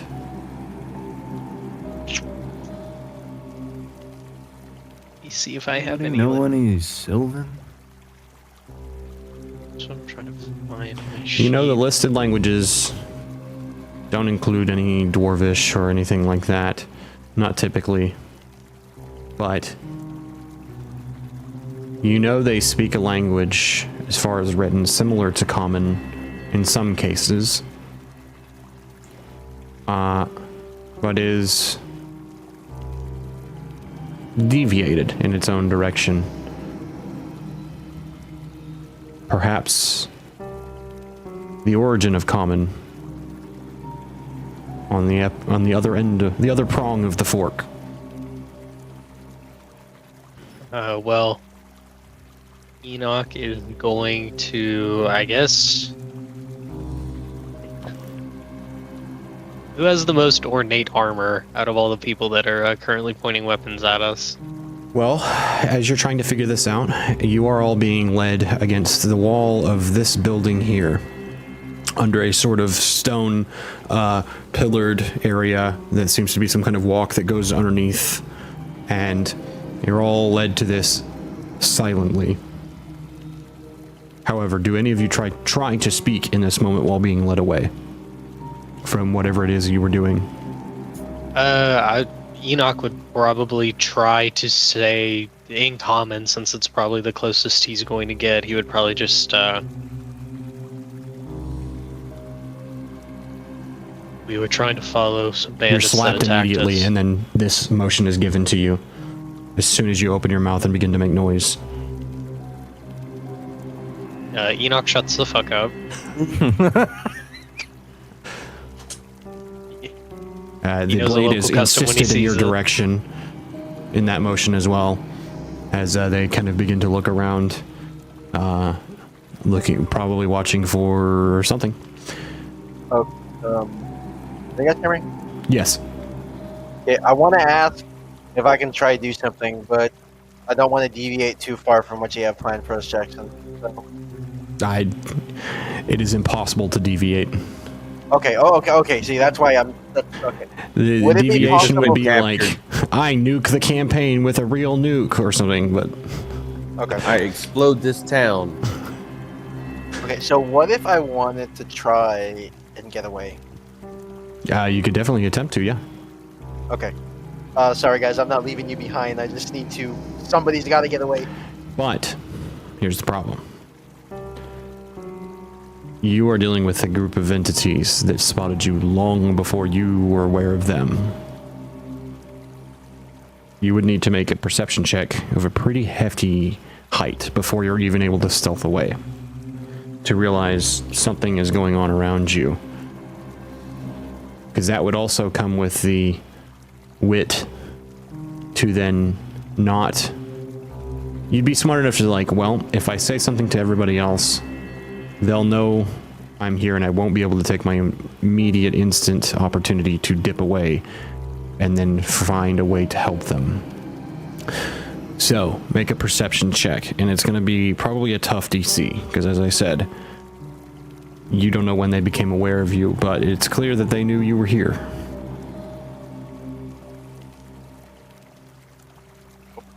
Wish me luck, guys. 13 plus, what skill am I using? Perception. Perception is 15, 16, 17, 18, 13 plus 5. That is exactly the DC. As you're walking through these streets, you're able to step back and use your own available stealth to fade back from the party. Alerting them would probably alert those viewing you all before the opportunity to sneak away would be able to be taken. Make a stealth check now. Let's see if we can dip out in one of their blind spots. 12 plus 9, 21. It's one more than DC this time, very well. You are able to pull back. You spot a blind spot. As I said, unable to really relay any useful information to everybody else. But you know, you at least can dip back and maybe go unnoticed. And you feel like you might have.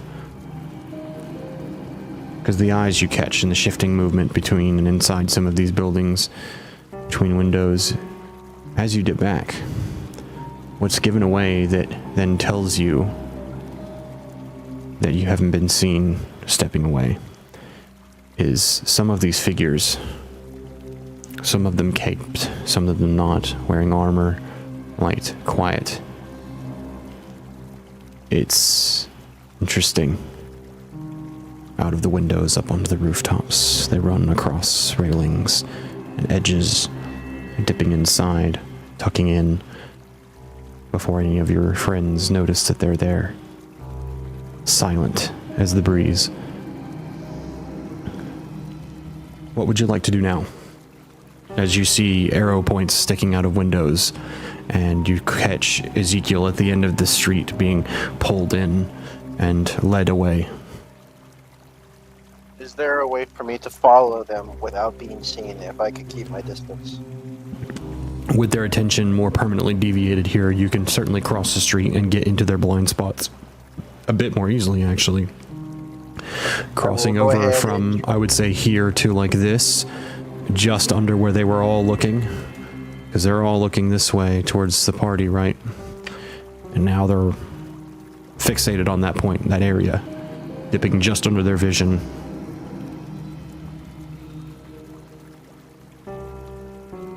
Alright. I'll try to stay in that area.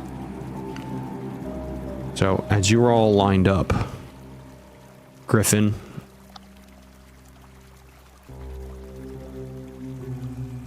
you stop just before crossing the lip of the roof. You don't know what's up here, but something is ruffling your feathers wrong. You're not sure what you're gonna find when you come up over, friend or foe, but somebody's up here. But they didn't scurry.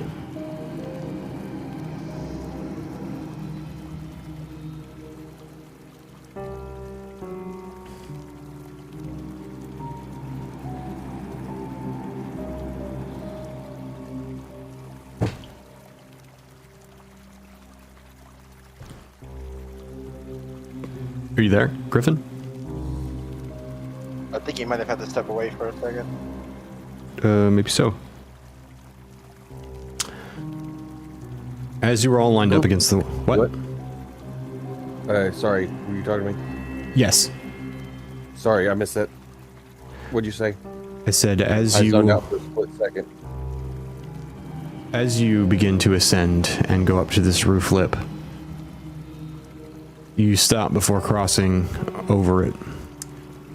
Someone is on the other side of it. Someone who didn't scurry, but there's someone there. Friend or foe unknown. What would you like to do, Griffin? I just know they're there. I don't know what they are, who they are. No idea. This is your alert feature. Working. Well, I was in the process of sticking my head over the edge to look up and look over the ledge to see if anybody was there and what was going on before getting everybody else. Well, So I probably would have stuck my head over. letter of the law says that surprise is a mechanic.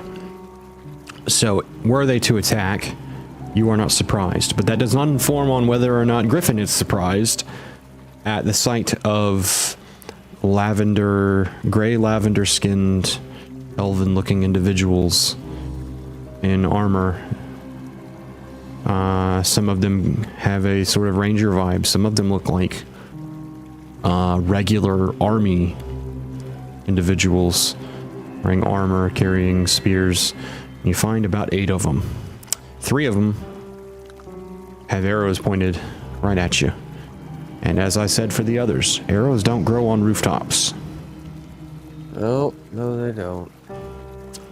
Find yourself very much in a coming up and just going sort of opportunity. Well, I was trying not to be seen, so I probably would have kind of tried to pull myself up over the ledge without flying.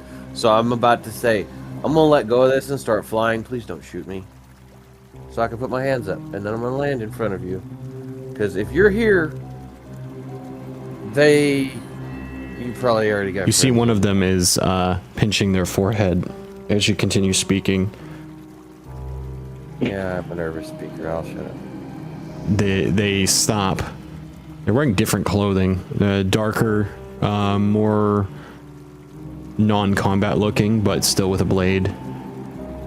And they wave you over and point to the ground. I follow the direction. So, as you set yourself down on the roof, you hear some communication between a few of them speaking very, very softly, walking up to each other, whispering into each other's ears, and you see them gesturing down to the street where your friends were. And I think you can gather probably the same fate befell your friends. And then you were eventually directed to go down. As you look around and you see some of those lavender gray skin bodies have dropped to the street below and are now stalking about, looking around. And you're walk over to the ledge and just drop off and glide down. You're led to that same little stone column corridor down under the edge of a building, where you see Enoch standing with 3 swords held to his neck. You see Ezekiel with much the same, several arrows. You catch arrows in windows all around, as I said before. Many bodies all around, hiding very well. Hard to spot. But considering it's all angled towards you guys where you are, very easily visible. Should you be at a different angle, different rooftop, different area of the street, up, further down, I would never know they were there. And this one wearing a sort of coat looking situation, with dark clothing and a sword at the side, wanders up, hands clasped behind the back, as they all stand with their eyes piercing into you silently, not speaking a word. This individual snaps once, points inside that building you're leaning against, and you're all rushed inside. This individual follows you in, steps in and speaks very softly. What are you doing in this city?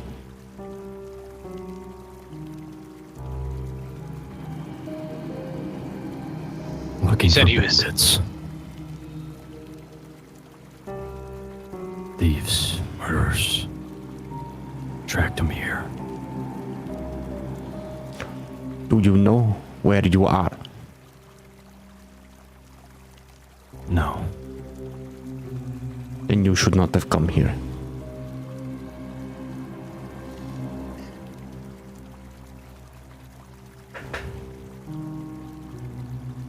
We have a duty to fulfill. And so do I'm we. looking for these.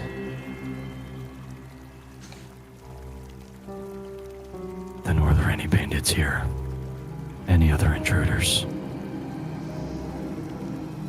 We are all intruders in this old city. The creatures that grow here. You have skimmed only under their radar. You barely went under the Nidra zone. And you did not escape our gaze. We see all who enter here. But we have taken up, how do you say, ownership of this city. Residents. Nothing is resident here. It is impossible to stay and live. Living being the hard part.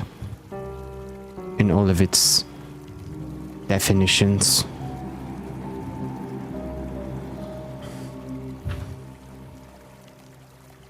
And how about this? Intruders that had carts couple of dragon crystals. Yes.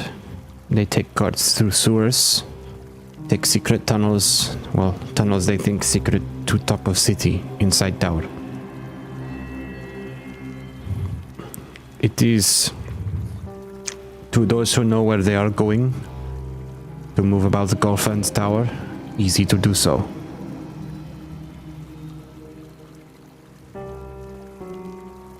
But one must know where they are going, and you do not.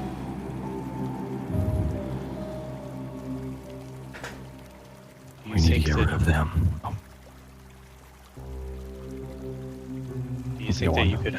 Do you think that you could show us where these tunnels are, so we could rid you of these people in your city and take back what they have stolen from us?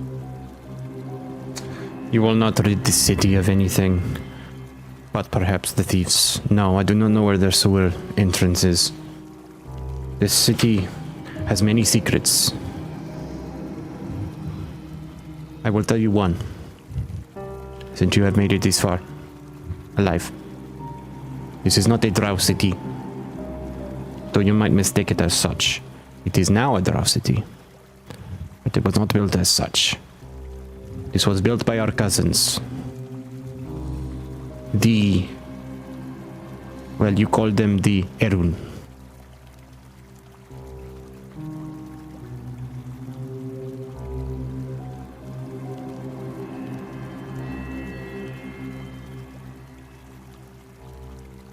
Here, many years ago,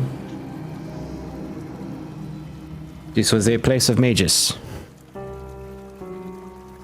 Though I do not know all of the details, the king has only given us so many knowledge.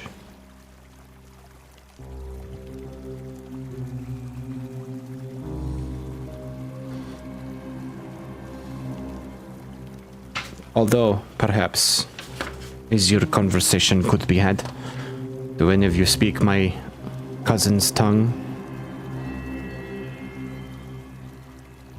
Is he talking about Elvish? She is referring to probably any other language but this one. That you would assume. Enoch will answer in Elvish. Are you referring to this language? She says, perfect. This is exactly what I meant.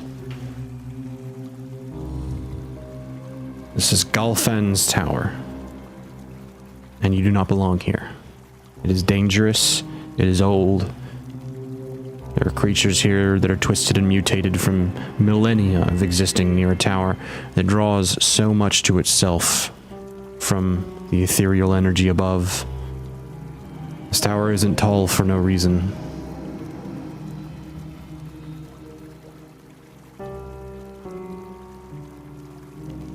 I know that we do not belong here, but we need... And Enoch will kind of stop for a second, and then look back, just kind of look back to the party. I really don't think they're going to let us. We're gonna ask him for help. We've got to give him some information, otherwise they're not going to be willing to help. And I'm willing to give them information, I just... Don't know how much. Well, and also, above table, are we here to try and get the carts? Are we just here to be like, hey, we found them? Well, we don't really have any horses to get the carts. Well, wait, no, they might have horses. We just need to get the carts and then also take out the motherfuckers who lead this operation. And I think we took. Okay. Enoch I will. think our main goal will be to get there and clear them out, and then probably bring people in later to get the carts out. Because I doubt we're going to be able to get all of the carts out through whatever tunnel system easily by ourselves. There's a lot of carts. We can leave another guy alive to piss his But pants also- and show us the way out. But also, that begs the question: how the fuck is the Republic going to leave this place alone if we bring a bunch of army men in here to come get these carts? That is also true. That's why we need we got a bunch of people here, so we can probably get most of the carts. I think I'm already feeling uneasy because we already found the Troglodyte tribe underneath Poor Worthless. Then we found Drow. Yeah, now we found Drow in this giant Arun city that is not marked on any maps up in the mountains. I'm really trying to debate if we want to just grab as much of the dragon stone as we can, like get a the biggest wagon, fill it as much as we can with dragon stone, and have Duke pull it, and then just be like, we couldn't find the rest, and just be like, this is what we could find that they had left. We could probably figure out that plan whenever we get there and assert the situation. But right now, Above table, we are technically also have 2 people from the military in their party with us right now. I think they can kind of see what I think Stones is a reasonable guy. I think he kind of sees what kind of fucked up situation this is. Yeah, that's what I was thinking too. They both strike me as easily persuadable to get on our side if we really need to. All right. But that was just what I was suggesting, but because I don't know, I have a bad feeling about just immediately telling the army about this place. That is, yeah. I feel like the second we tell them about it, they're gonna just Try and take it over. Yep, they're just gonna not think twice about trying to take it. A whole city? All right. Yeah, no way, bro. Do you guys want me to use that as a bargaining chip? Like, if you guys help us discreetly figure out this problem and give us something to take back to our superiors, we can spin a story to make sure that they don't come poking their nose around here. Yeah. Is it the only bargaining chip we have is the question. Pretty much. I can't think of anything else that we have that these guys would want. They want us to leave. We also want to leave, but we need to we need to find before we leave. Yeah, we need to find the people we came here to find, and then I don't know, get rid of them one way or another. Grab a cart, get the fuck out. It's a pretty good bargaining chip. Just like we just. I was about to say, and then let us do our thing, and we will make sure that no one else comes and bothers you. Also above table, I'm not gonna lie, a thought did cross my mind. If we need to get the troglodytes out of the town they're in right now, would we be able to send them here?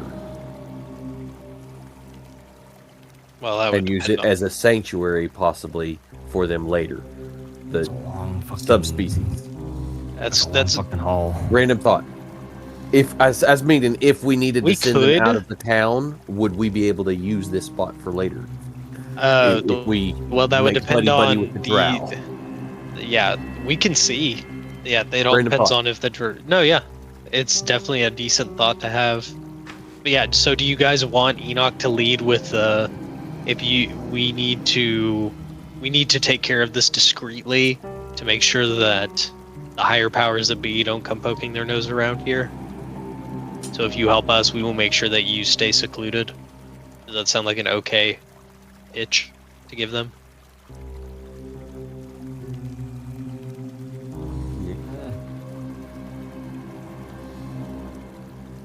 Yeah, we can tell people. We're trying to do this as quickly and quietly as we can without drawing attention to ourselves. Yeah, we're trying to get in and get out ourselves, and then we can just tell people, no, it's just a regular hideout, and give them a fake location.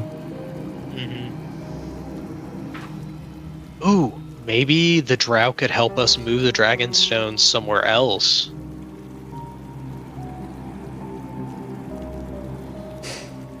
That would depend on how they're feeling after we get done taking care of what we do, or if they even decide to help us. Alright, so I think Enoch is going to look back to the main Drow that is speaking, and in Elvish he will say, We were sent to do this job quickly and discreetly. I do not wish for our employers and the powers they have called upon to come up here because they are far less respectful than we are. I do not wish for them to come poking around here and looking for those dragon stones and those wagons, and the people that have been collecting them. If you would please help us, I will make sure that no one, at least in our sphere of influence, will come up here and bother you. She steps to this door at the back of the room that's dark beyond, and very kind of slowly, step by step, thinking, and she shakes her head and she says, "I will not help you.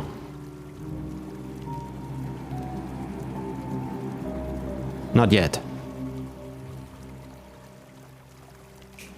She points, and at that quiet snap, the drow begin to collapse in and move into this darkened doorway.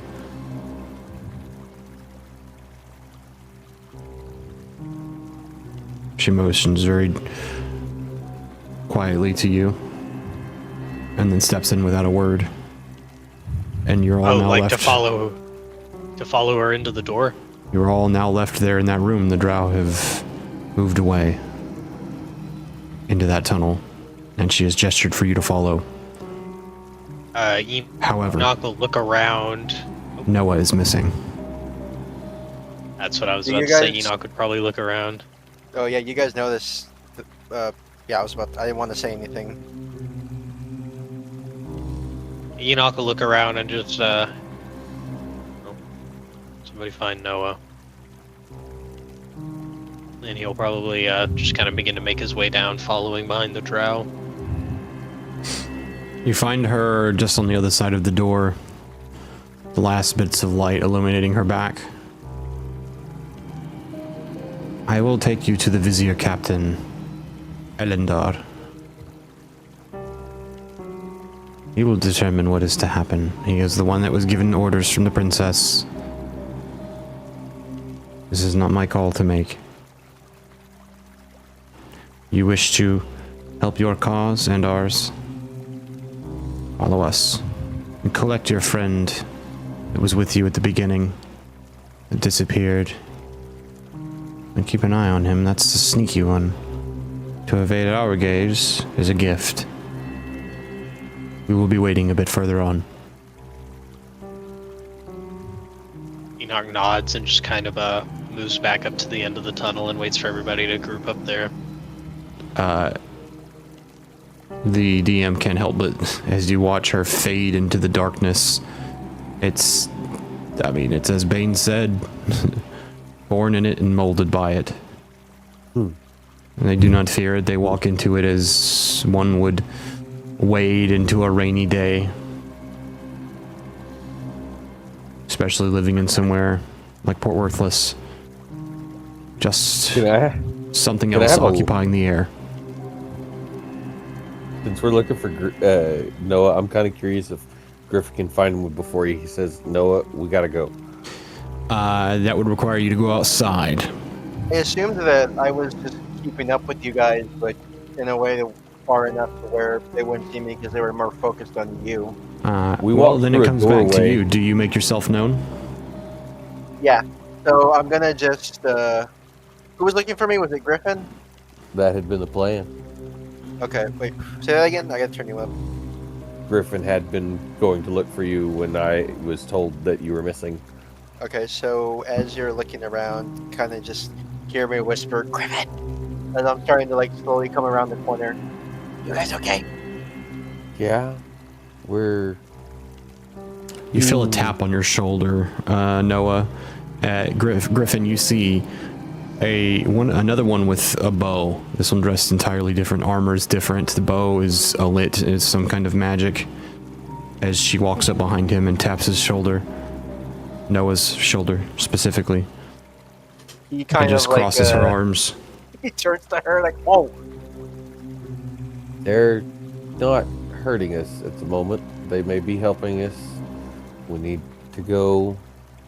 It's coming to get you. Because they're about to lead us will, somewhere. Noah will kind of change his tone of voice a little bit. He's like, "Sorry guys, I wasn't leaving you. Just worst comes to worst." I can understand wanting to keep yourself alive. I've been through some situations. Come on, they're waiting for us. She leans between the two of you and says something in Elvish. Ezekiel, you catch the word door now in Elvish. Down the hallway. I'll go first. I can at least see ahead of me and speak Elvish. You know the thick of it. Ezekiel. And we actually don't Lead. know where we're going.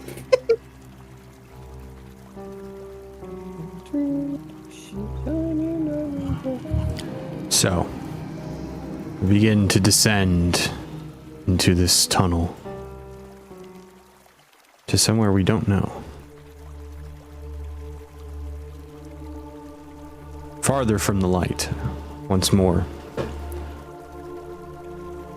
You come to the end of a hallway, and arrayed on either side of a door, there are 6 small, I would describe them as these sort of wire fixtures with crystals in them. Your eyes have adjusted by this point, my non-dark vision individuals. And strangely, these crystals give off just enough light that with your eyes having adjusted, it's just the appropriate amount that you can see. Not well, not great. We're not talking full daylight vision, but you can get around. To my dark vision individuals, this is a well lit room for you. These strange crystals that they use. Enoch probably has Griffin on his shoulder, kind of leading him around since he can see, but not well. Yeah, I probably would have gone back to him. It's like walking into a distantly candlelit room. You can see. It's really interesting. And, it's a little uncomfortable, but you can see. I quite like this lighting. I might need to find out what this is. Are there, what do the walls look like? Is it like decorated in any way, or is it just normal bland stone? This is not decorated, but this rough door is opened, and you find on the other side a carved hallway. The door is made of metal, as well as the wall that holds it. And as the door is opened, you realize there is no door handle, but a person on the other side that opens it. The lady, who seems to be in charge, unaware of how Drow military works, if that's what this is, leads you in as she begins to speak again in rough common. What do you hide from is not us. Some of our people will kill you on sight, but that is underground. We will not kill you for stumbling into something. It happens. We find things sometimes from the old world and are surprised by it ourselves. It is nature of exploring.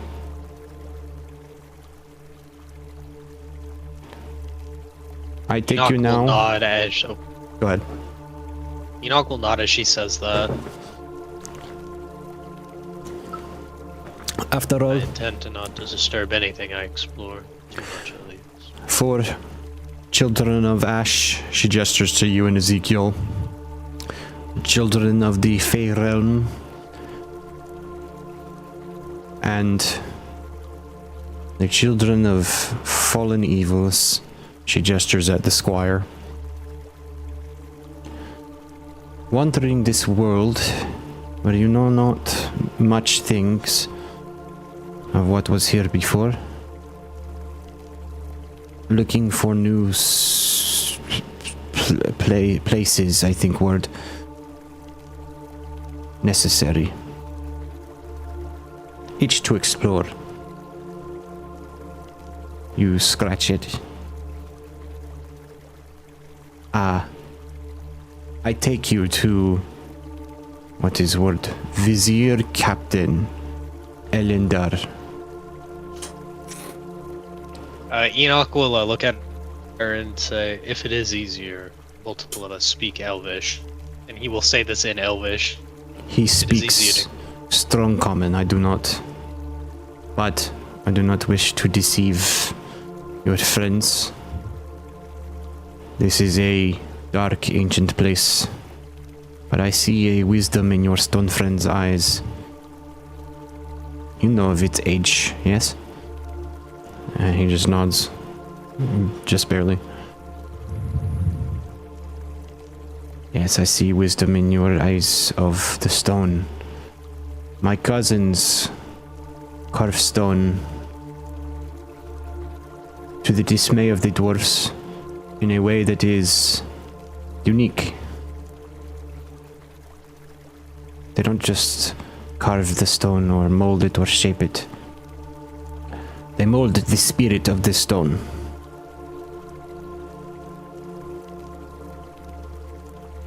I take you to Captain. As I they're am- walking in here... Oh, Go ahead. no, you finish. I am Mistress Imruel. Or you can just call me Mistress.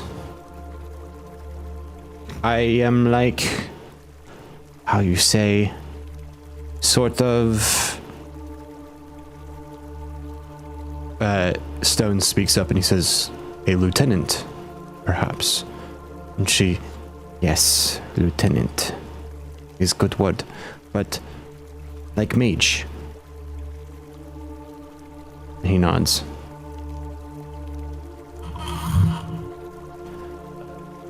Enoch will move a little closer and in Elvish to try and just better convey his point.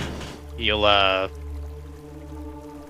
just say, "You mentioned the soul of stone." He'll not taking it out of the containment field, but just kind of hold up the stone in the containment field. Do you think that they could help me understand this better?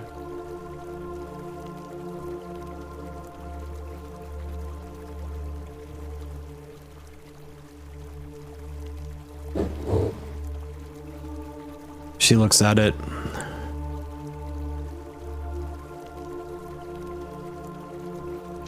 Have you explored ancient ruins before? Of Erun? Once or twice, yes. We only know of these stones from stories.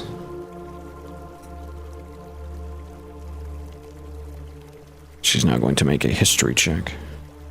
Oh shit, I missed. Hell yeah, I love making the fucking NPCs roll. Missed again. Fucking goddamn. In the tray, Damn, I please. I- This is I insane. broke her brain. I can't get it. It won't go in the fucking tray. If you miss one more time, can I get a spelling on her name? Okay. I am Ruel. Mistress Imruel. Okay, so I rolled really well. Yay. And if you're ever questioning it, if it goes out of the tray, I always re-roll it, even on a nat 20. I have done that before. Oh yeah. I rolled a I do natural that too. 19, which If is you didn't a purposely do it, you'll like it. 22. Nice. Yeah, my intention is to roll it in the tray, and if it goes out of the tray, that is not my intention, which means the roll is invalid to me. Yep. It's That is like my personal rule. Anyways, I get it. I rolled a 22. So, Nice. as I have not informed exactly the entire deep backstory to the childhood of this individual, it does inform a little bit that this individual is perhaps older than you think. Older than you realize. Or connected in ways that go further back than you would realize.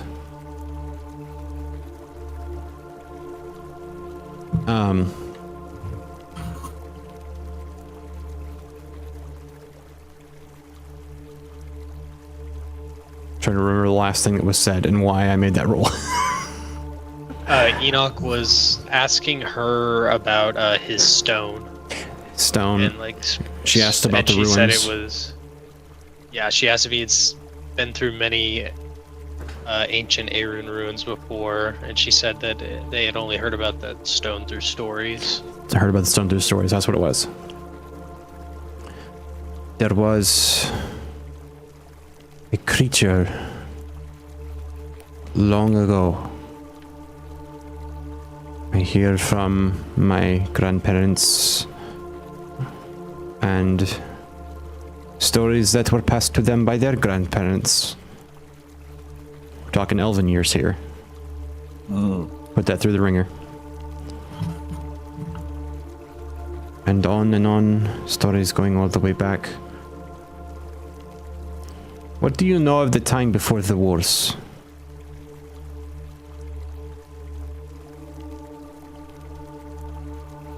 Very, very little. I think I made a roll. Have we? I swear I've rolled on that before. I think I rolled it decently. I think Enoch has a little bit of knowledge before the war. Can I Not a make lot, a history but like check? basically. You may. I don't remember if I've rolled for it. You know what? Fuck it. I'll roll again just to. Yeah, let's see what we remember right now. You would know of them. I mean, you went to school for stuff like this. You know that there is theorized mythology around the beginning of known time. School? That is. I'm using my inspiration. Fuck it. There we go. That's Curiosity. Hey. I was about to say I got a 24. Don't bash 24. school too much. It gave me a +1 on you. What did not school get us? What did street smarts bring us today, Ezekiel, with that? 22. 22. You two have about the same level of understanding. As she asks this question, she's talking about what the elves refer to as Maer Gadin, which quite literally in both interpretations of the meaning means the end of the world, both by location and an event at the same time. Far place in the world that people don't really know where it is. It's rumored that some people find it, and it's so horrifying to look upon and to exist within that place that they just don't tell anyone where it is. They choose to keep it a secret and take it to their grave. A place so broken by deeds of the past, by that final day of that mythologized war, said to have seen keeps risen in a year and destroyed the next, one after another. Population of this world torn to shreds, reduced to ridiculous numbers compared to what they were. Decimated. This is the rumors of the wars. Titans. Creatures from beyond facing off against each other. Armies of unspoken scale facing off. What you know before that is an era of essentially deeds leading to this war, this large showdown, this final face-off that led to the current age of the world. Anthropology would know of the Second Age as it exists, and speculates on much of the things that happen there, because the only place that we know of actively, popularly, that existed in that time and in those days of the Second Age is Draco Mornis, the only known city to have been that far back.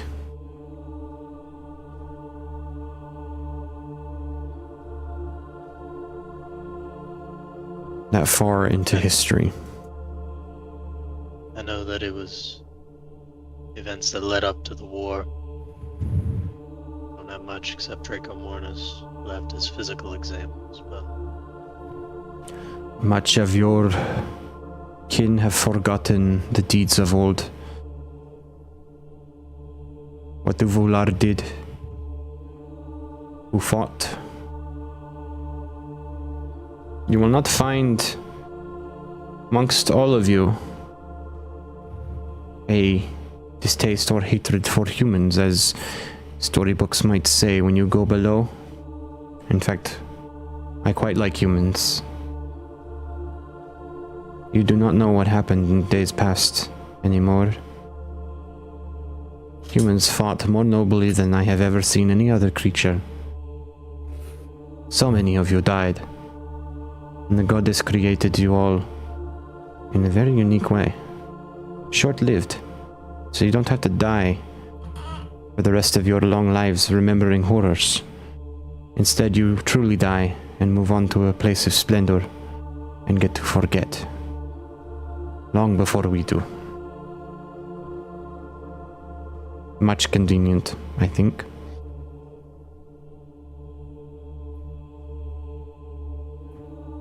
Convenience in one's eyes. Sometimes a curse in others. She looks at you with aged eyes. Long years are more of a curse than you might think in this world.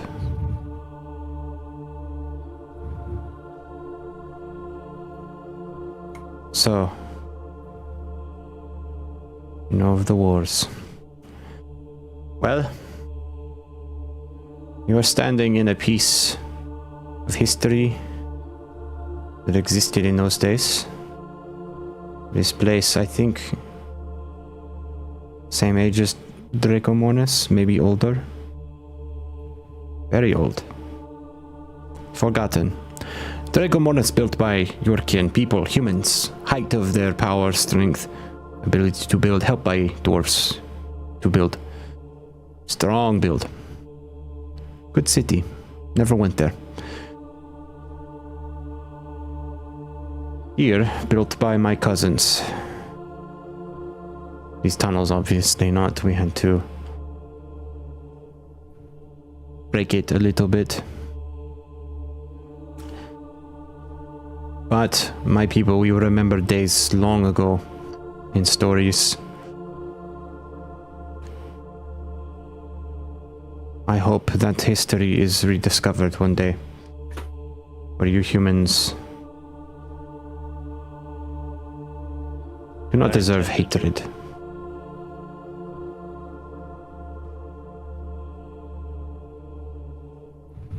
And may your blood burn bright with the spirit of your ancestors.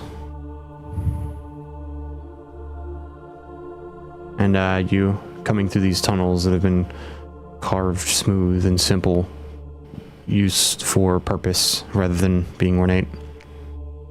These little crystals lining the floor along the way as you go, keeping it lit just enough that you can see as you go through. A door begins to approach. She stops before the door and she says, "He will address you first. Be polite. It is not kindly to speak before the Vizier Captain. He is at the service of the princess."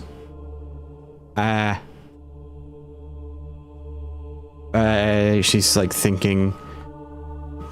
The princess is Ludring, daughter of the Olm King. She's like very clearly trying to think of like, how do I explain who these fucking people are to surface dwellers? Princess Ludring is daughter of Olm King, and Olm King is, well, he's old, very old, older than we know. As far as I know, with a, what did I roll? 22 history. He is the only king the Drow have ever had. And his daughter helped him rule nowadays, as he lost his other two daughters in wars long past, in days in darkness before history most of us know. We don't know those days. And then this is kind of the final bit of you two's roll. She's referring to the speculated, as much of the Second Age is already speculated. It is speculated, obviously, that in order to reach an age where there is much warring and settling of the larger parts of the world, there would have to be an era prior to that of some form of creation or falling together of stone to create the world, right? And then whoever came first and who existed and so on and so forth. There's many debates about this. No one really knows the answer. The only speculation, due to the claims by those people, is that the Erun were the first people to have ever existed. And they assert this often in these debates. But as of yet, none have come forward to themselves express whether or not this is true, as none of them are old enough to remember. They only have their family's stories.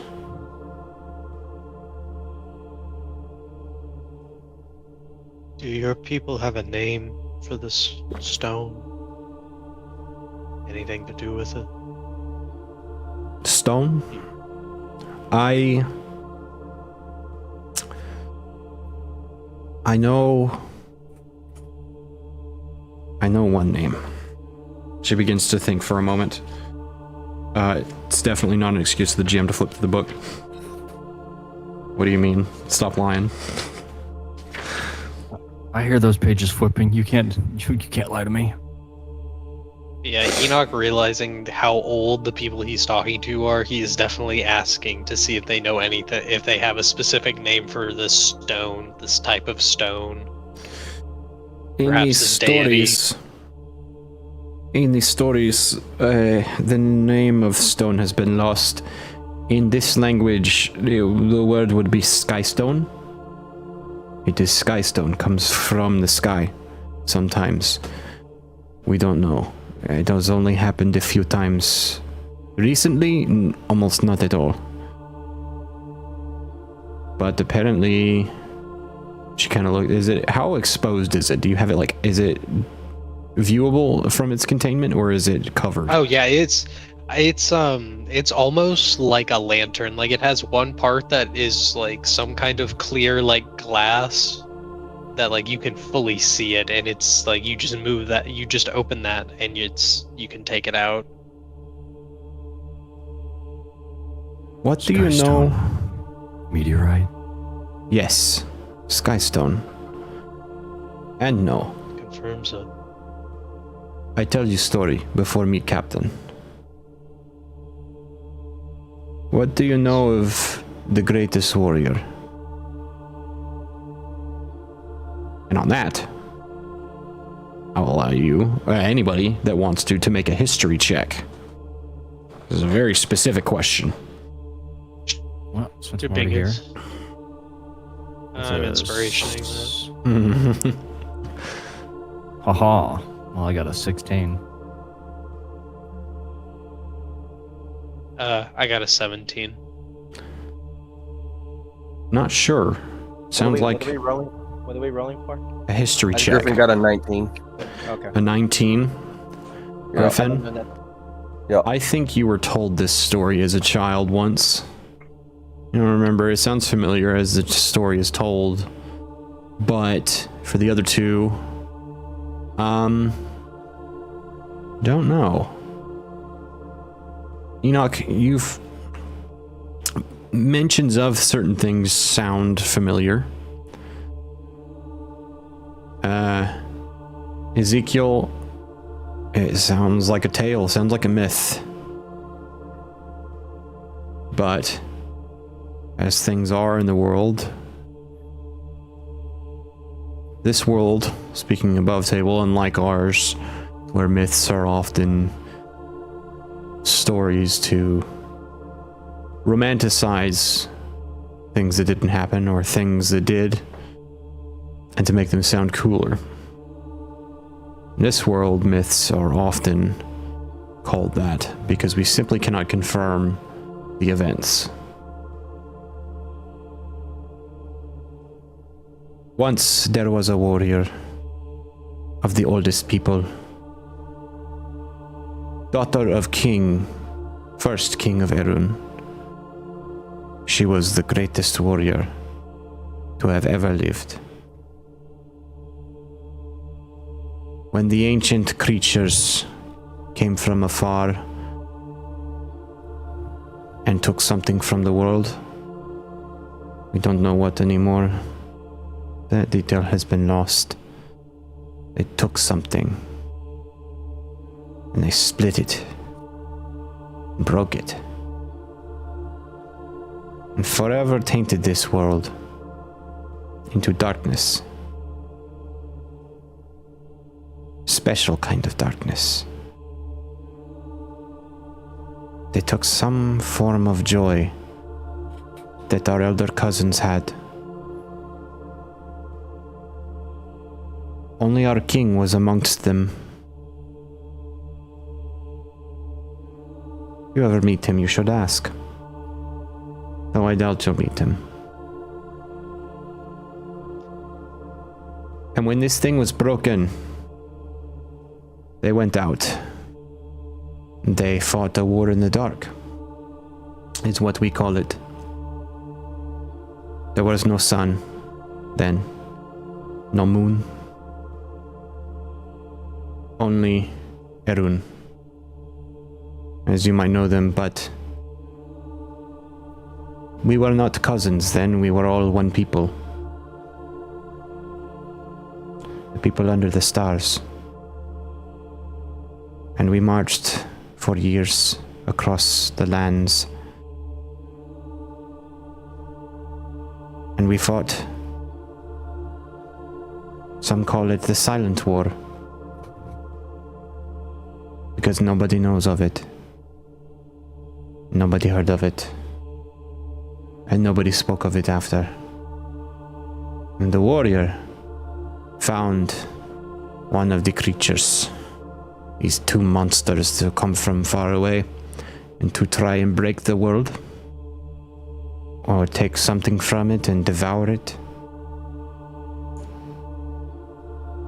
The old king and his sons, they fought the one. They fought Konagid. The daughter, she fought the other. This thing they broke. The sons fought Konagid with one. The daughter fought this creature with 6.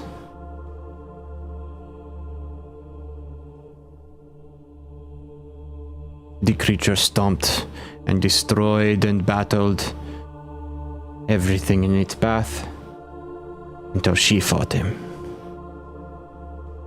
And the light in her heart was so ferocious, she split the creature's spirit from its body and took up those broken pieces of the Erun light of their soul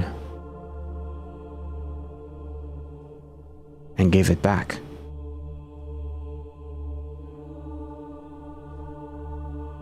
What happened to her we do not know. Our people, we do not have that story. Soon after that day, the story says the Olm King took some of his people, those who aligned with his sentiment, his idea, go underground, inhabit places we have not explored yet. And when the Olm King had finished this, he liked it, so he stayed. It is eventually that we earned the name the Vural. It is a funny word, means nothing, has no meaning. Just word, means us, those that lurk below. And so we remain silent. Although if you're expecting me to say silent and watchful, like we're always keeping an eye, we are not. We have more concerns than the surface. Surface has problems, we have ours. We cannot save everybody, it's not our job. Honestly, we can't be bothered. But I think all should know of the ancient warrior. For the daughter did something great. And now, the pieces of that creature, split from its physical form, fall upon the world. Skystone.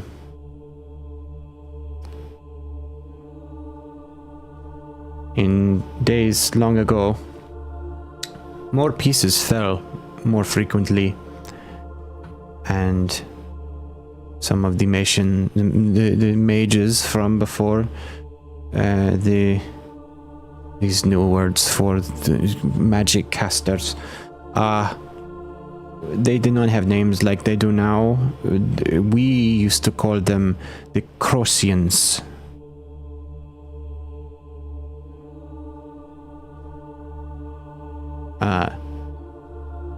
I'll tug the chain in case we didn't have an immediate recognition. That is what you have heard being referred to as being the Scourge right now. Those that have overtaken the city of Greenwood. The possibility of what is currently lurking beneath the surface of Port Worthless at the moment. What is lurking as a looming threat across the continent. And she's going to insight check any reactions. Oh no, I was about to say, the minute she says that, Enoch would not be a high DC. Yeah, Ezekiel also perked up. It's just well, the roll is a 4, but seeing a physical reaction, she will... What is it? Having supposed corruption activity in a city that we are employed by. No, Crosians don't exist anymore. Gone. Went to sleep was the thing we were told. Well, they've woken up. That's Taking impossible. over one of our Again. cities. We believe they are Already working to active. take over another. You surface people have problems. Very interesting. So you speak of them as like they be a bad thing.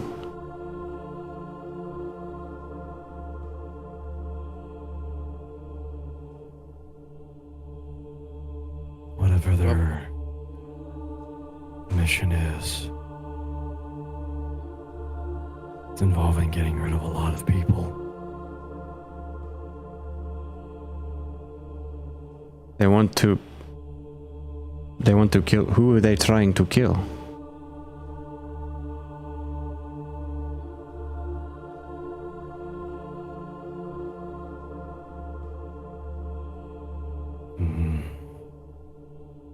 Everybody who's not them. looks over at Enoch.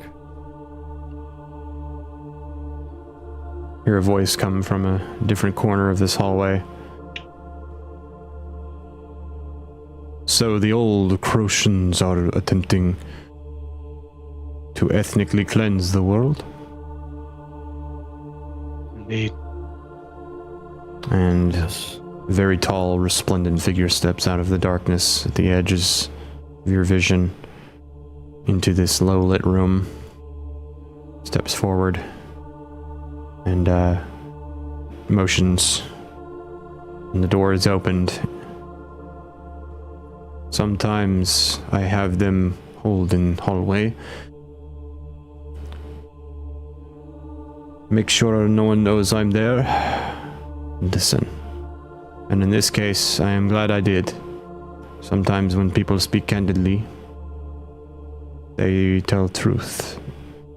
They speak to what they fear. And I need to know that fear truly deep down.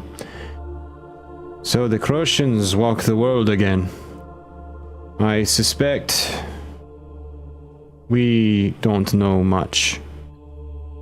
I cannot help you there.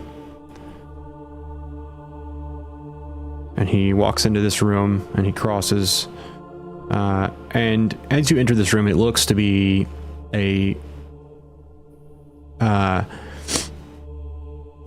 well, in its own unique way, masterfully built to purpose. It's not beautiful by any means, but it is built to a purpose, sort of underground kind of keep, armory, living space fort.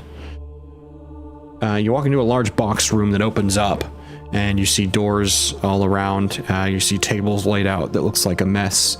You see walkways around on the edges above you, with doorways that lead further on in different directions all along the walls. These crystals light the room all around. And he walks over to this chair that's centered in the wall of the back of the room. Just a wooden chair. It's not a throne. It's not up on steps. But he goes and he sits down. And you see a small table next to him with papers on it. Quill and ink pot. And he sits down. He gestures for you to come forward. Enoch will step forward. Ezekiel steps forward. I am impressed. I like humans, but I never had you pegged as all that intelligent or knowledgeable of the past. I've never met humans that know of the old days. Indeed, our Mistress Imruel has spoken true.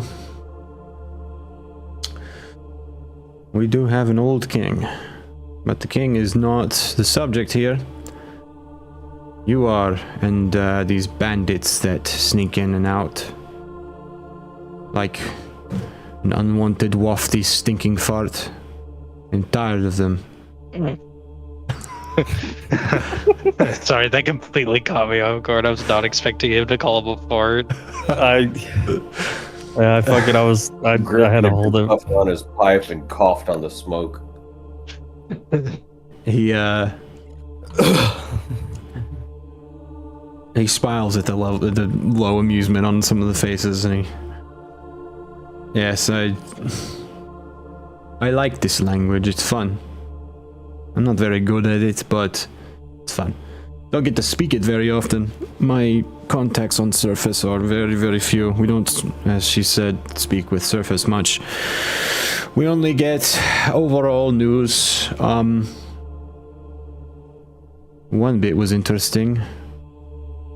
Speaking of the king's son resurfacing, but that's also none of your concern. Stuff in the world is moving. Things are moving fast. Stuff is going on. And you find yourself as far removed from that as you can be, because my job is to be here to ensure that the war with the Nidrazon goes on. Do you know of this, the Nidrazon? I don't know if you have them elsewhere, you surface dwellers. Have we? History check. I don't know. I was hell yeah. Don't ask me. So fucking An 8. Griffin. 24. Jesus. Griffin Ezekiel's got at 18. losses. This is where the knowledge is catching up. We've spent 5 Honestly, years knowledge is worthless power. drinking. This makes sense though. Enoch has basically dedicated most of his life for knowing all the old shit that is so old that no one cares about it anymore. What was Griffin's? I didn't 18. get So- that part in the library. It's not, for Griffin, it's not the word so much as key details and aspects of the coming conversation that begin to kind of click into place and make sense of things. You're recognizing details and piecing it together. Ezekiel.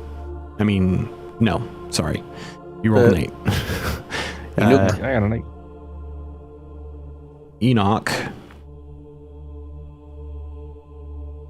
It's not the term. He then begins speaking and describing, and then you kind of start remembering rumors you've heard of things being sighted. The Nidrazon are something unique that does not exist in the world, well, until now. I'm sure some of you have met the kindly mouse folk with that Fey realm tie that goes way back. Small, mousy, quite literally, like mice. Well, the owl in Nidra's the on. corner turns its head. The rats, as you would call them. They are rats. Literally, rats. My high rollers, no such thing as rat folk. Doesn't exist. Or at least you thought until he said something about it till just now. These are twisted creatures. Much like your green friend here. No offense, I'm not talking about anything recent. This is from ages past, long in history. What was done to you before that made you like you are?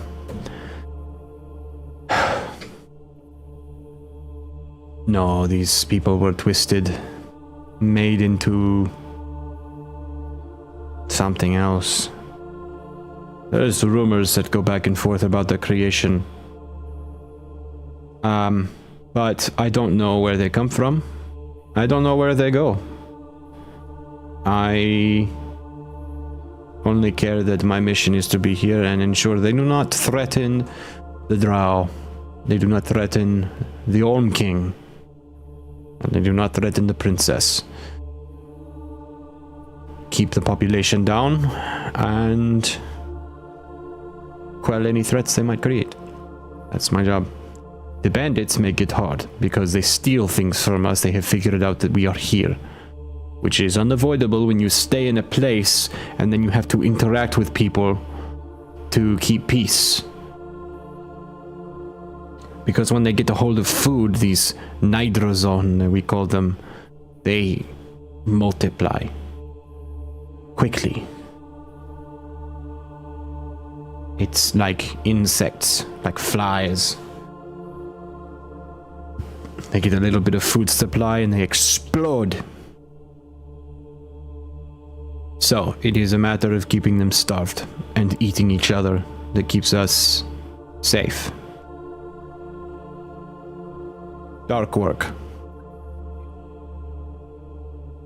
But he puts his hand over his heart. He says, by the Olm King's command, I do as I am told. So, allow us to deal with a problem caused by our people, so you may continue to do your work unimpeded. I like this idea. I am not opposed. Mistress Imruel, I think a detachment, perhaps. Send a few soldiers, help them out. There's a few of them left up there, I think. The scouts said they spotted them coming in. Well, one coming in, which means all that's left up there is their leadership and the others. They are inside tower. In corner we do not go to. There is a place there we do not like. It is very old. It is of the Crosians of old. They do not dwell there now. Now it is these bandits. They steal, hide materials that they steal, go up tower, hide there. We don't know how they get up there, but they have way. And I think mayhaps we could work this out and maybe deal with a big problem for us and for you. So I imagine the things stolen, not good, from these bandits. Indeed. Alright. I know they steal some crystals, but we spot them and then hit our blind spot. crazy, I know. The drow, ever vigilant here in the Golfan's Tower. Missing something, but we have blind spots. It is not perfect. We are merely guardians of our cousin's work. But, yes, we help. We can help. Let me plan a bit. Think. He looks at the mistress again. I think you take them up city with group carefully. Use some of the tunnels. Find your way up. You might find a safe route to go inside. Problem becomes, can we convince the soldiers to get close to that building? So many rumors around that building, what might be inside. And he looks poignantly at you, Enoch, and down at your hip.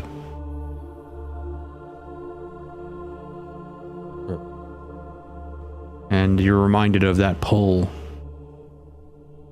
It's only gotten stronger since you've been here, making you want to go up. What's up there? What could it be? Something to fuel your thoughts. So, we give you food. You need food? Hungry? Yes? Traveling a bit? Feed you? Thank you. And I don't see any archers amongst you. Any supplies that might be helpful. Short trek. You're not going to be traveling for days or anything like that. It's a walk up the city. It's just doing so quietly. That's the problem. It can be time consuming. Might take you a few hours to get there. But you get there, I think. And you will have... At the lack of the archer comment, Griffin's staff turns into the gun. Does this count? What is that? My rifle. What, is it like wizard stuff? Half and half. He's like, my what? Your what? So we, small friend, we of metal. lurk in tunnels underground and in cities encased in stone, in large stone domes and hidden away in pockets underground. We don't really even use bows much. The bows are for up here. Otherwise, he draws his blade and holds it out. This does job pretty well. Fair enough. He looks at all of you. And he says, I am Vizier Captain Elendar, if she did not say. I am in charge here. If you were told. I need mind time thinking to do for a moment. Eat, rest a moment while I think. And then we will reconverge, and I will send you on your way to go and hopefully not die. And he stands up and begins to kind of step to the edge of the room, conversing with the mistress and another individual who steps up, also looks somewhat important.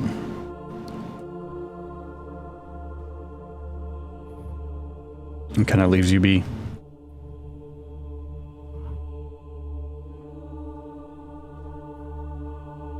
Well,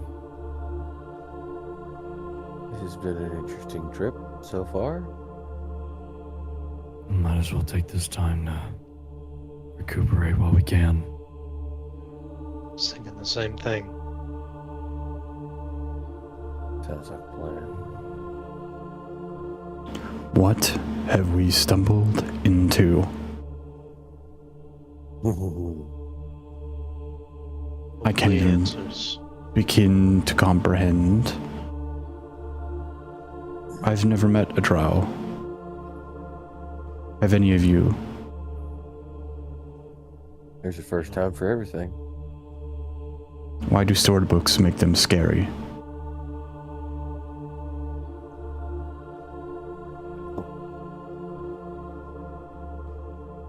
History can be often written by the victors or the deceivers. Propaganda of sorts.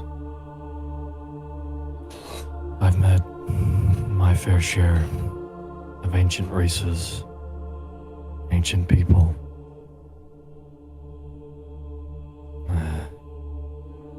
No two are alike.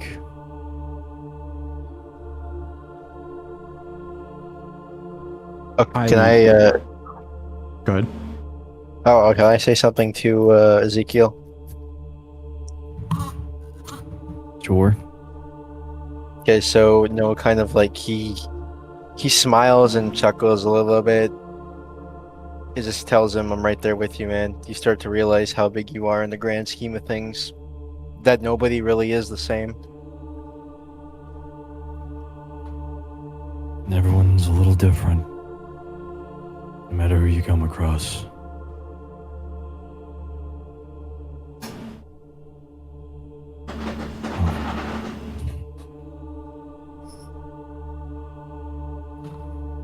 Might as well kick our feet up. Ezekiel just leans back on a table, sitting down. He They would wait. looks around at all of you again. And what is an Olm King? I know he said that he's the king, and so did she, but they never explained what that is.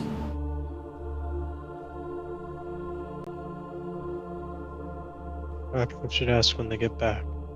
I'm curious about that as well. Is our guide still nearby? You've been left to be. Any drow that come near just kind of walk past and either have plates of food and are sitting down with other groups, other patrols of some kind, or are gathering their things and moving off to other doorways through other tunnels.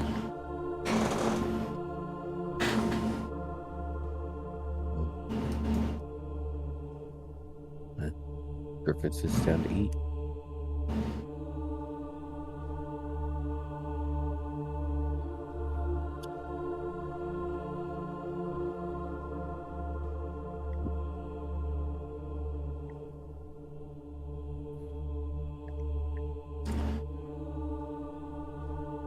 Ezekiel will munch on a loaf of bread. Let's say, Enoch doesn't really have to do anything specific, so he'll probably just sit down and probably just kind of write in his journal about what he's gathered, what he's learned. He's gonna, like, especially focusing on Sky Stone. Probably after a moment, he'll probably just kind of set the stone in front of him. Piece of something, huh? You won't tell me A meteorite was my first thought. But she did say yes and no. In a vision it showed me before. It showed I was somewhere cold. I could see the night sky.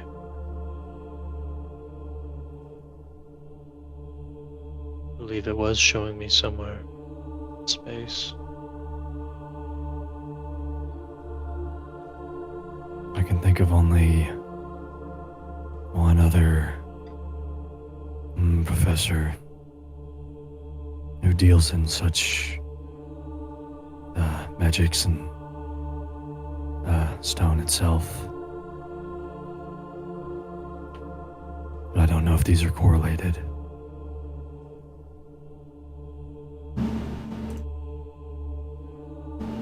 What is it?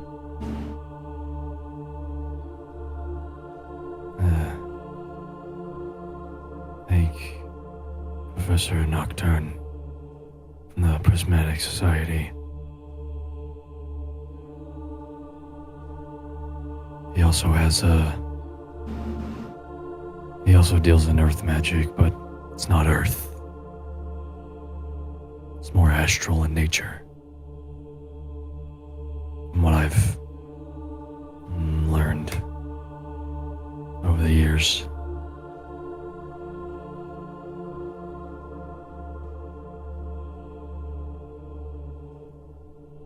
I should definitely try to reach out to him if I can, though. He might have modern knowledge.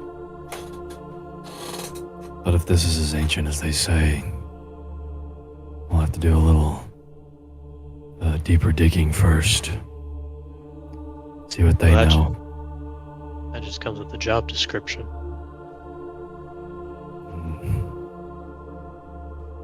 Always does. Yeah, Enoch's just gonna continue to write in his journal.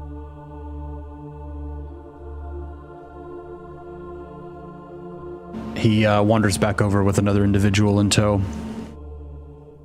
I bring you. This is what you would call in your tongue Sergeant Balin. Balin will help you on your journey up. Help you fight him and 19 others. Try. Balin is good warrior. He is strong of arm. These humans, I needed scout reports reminded to me. Lots of things that go on here every day. We have to keep an eye. These other individuals from beyond that have found the city, the bandits, they meet with someone. I don't know, we don't know who it is, but it is, we believe Erun individual. If surprise, not all of our people or Erun or the Zavru are exactly just all good. There's some bad, some good. Kind of just happens, you know? Only storybooks are so naive to have only good, right? But Explain how they were able to get into the city easier. yeah, this individual seems to have knowledge of this place. We don't know how. We've only come here a few months ago to keep track of this rat scourge outside.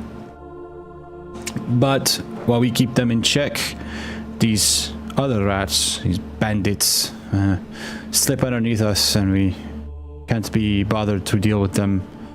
The resources aren't worth it, as they have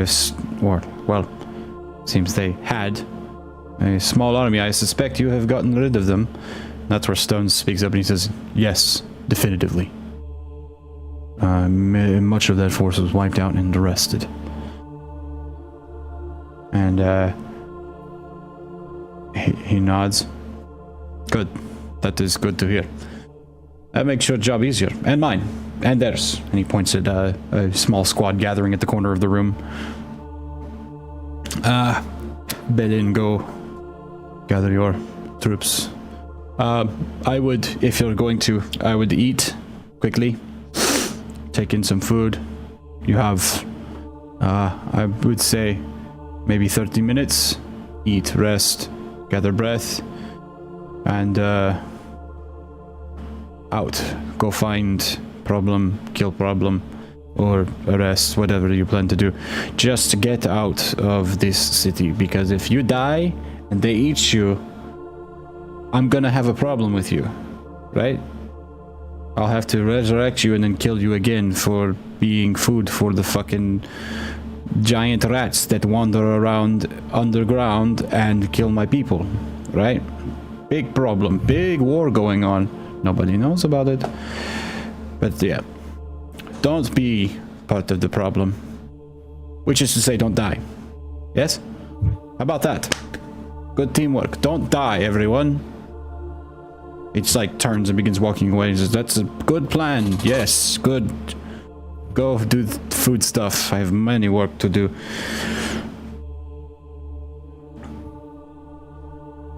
And he once again leaves you to it as Sergeant Balin begins to gather troops to him in the corner of the room.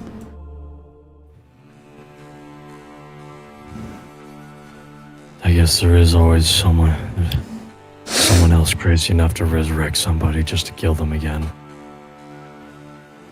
Is he actually going to resurrect us and kill us if we die? No, I wouldn't put it out of the picture. He brought it up. He said it.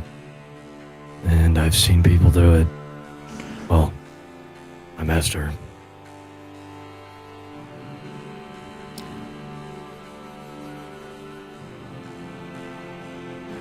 I've already been brought back once. Can you bring me back again?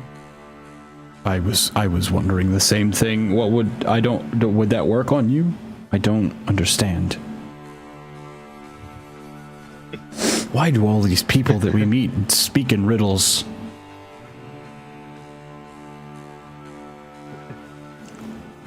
If Heion finally speaks up and she's like, why the fuck? Why is everything that goes on a fucking crazy thing anymore? Ever since I met you people, every step of the way has been like a new big revelation of finding something crazy. First, we got bandits out in the wilderness. We got the shit going on in Port Worthless. And now we've got the shit fucking tower. Drow. Whatever that's about. Is this just like every day to you people? No. Great. Good to hear. I can't wait for a regular day when nothing like this happens. Things are eating up quickly. People I are was going to gonna- learn about it eventually. We're just was getting gonna- an early Sorry. preview. Yeah, I'm good. You say what you're gonna I say. was gonna say, Noah's just gonna look to her and he's just gonna kind of like, man, I haven't had a normal day in 3 years. Well, you know, it's any day normal, I guess. I don't know. The food is kind of placed before you guys. She just starts eating angrily. She's like, I don't fucking understand anymore. Normal subjective. That is the first thing you have said, Ezekiel, that I understand.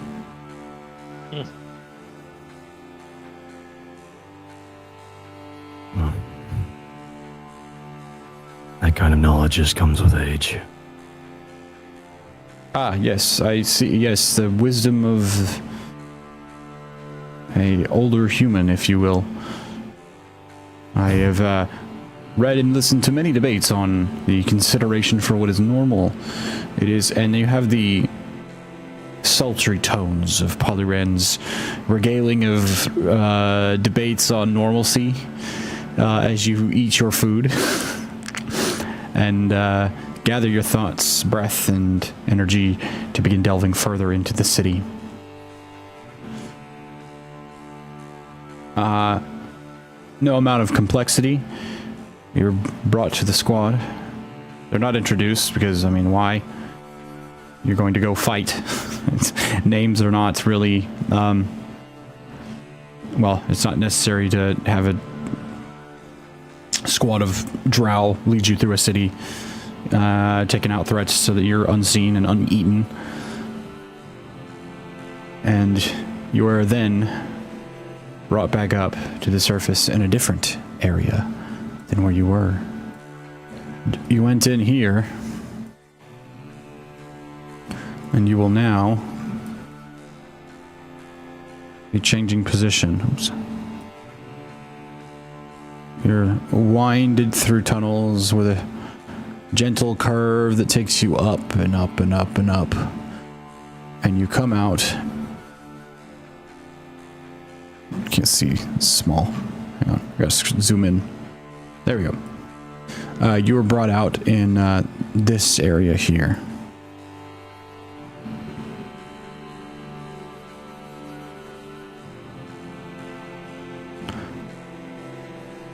Trying to straighten it out. I don't know if nope. Maybe. There we go. You were brought out into another street. Obviously, you're in a different place, but the buildings are similar. It's merely the layout that's different now.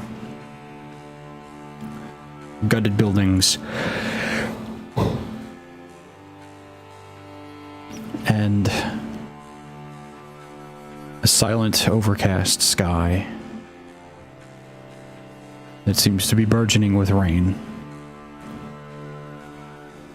But it never falls.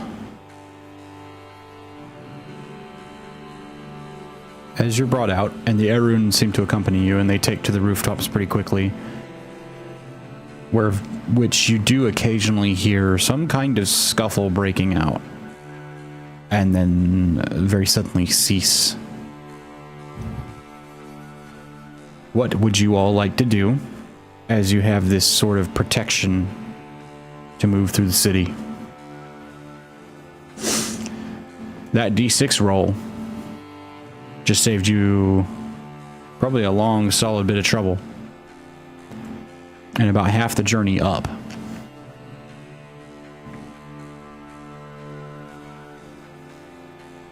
Because these, as you figured out immediately upon arriving, these rat folks, they are everywhere. But, how would we like to proceed from here?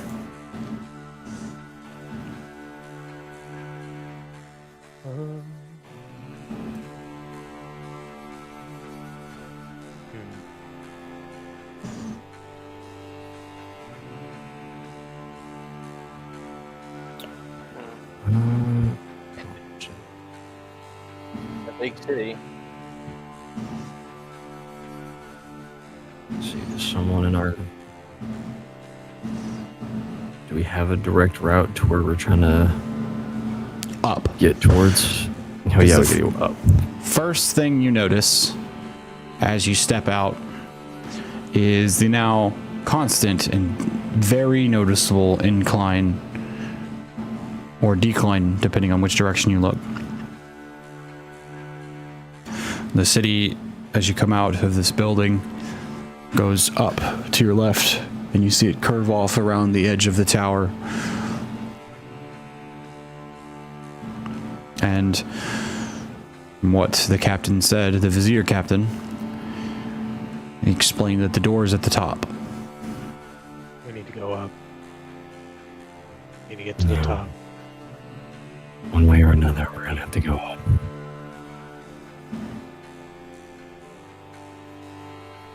So, unless anybody else is going to, I think Enoch will kind of slowly begin to make his way up. What is our order? What is the ordering of individuals as we do this? Honestly, probably going to want the two soldier guys up front. And then Enoch right behind them. And then I'll let everybody else. Let's see, we can probably keep it in the order we had before. Yeah. Griffin Yeah, honestly, in the I middle like with that. us. Okay. Moving with stealth. Try. Yeah. All right, everybody. Let's renew that stealth check in a new instance of travel. It's been Well, it was said almost enough as time, we by say the way, that. if you want to write in your notes, GALFAN''S tower. G. ALFAN''S. Oh yeah, I rolled a 19. Hell yeah. I got a 15. I got a 7.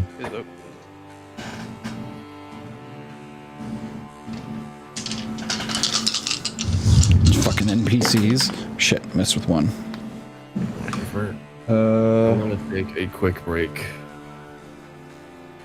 What's that? So I'm gonna take a quick break while we roll these stealth checks. I was gonna say we're almost done.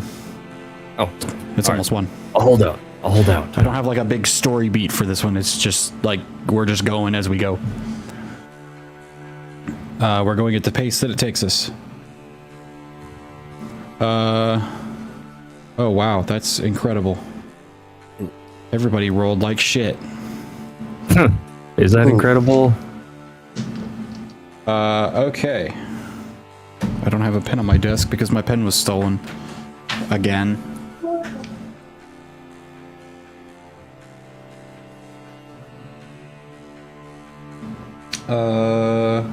There it is. Okay. So, I need... What are the rolls of the rest of the party? Remind me, we had a 19, which was a lot after modifiers. That was Noah's stealth check. Yeah. No, yours was massive. Who else? What's everybody else's roll? I had a 15. 15? Griffin's stealth is 26. I got a 7.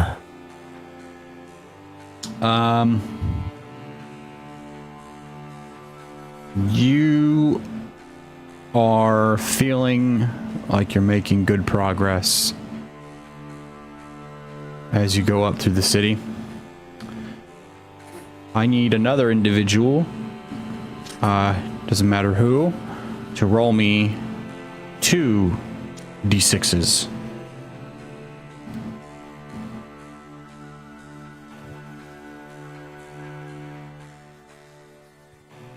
Who wants to do it this time, or you want me to do it again? I'll do it. Maybe this will be one of my good ones. I'm Heck feeling crazy. Oh, 6 and a 4.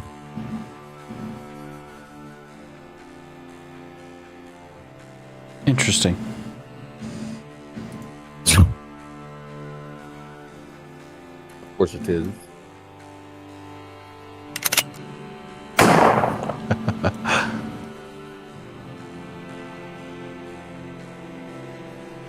Okay.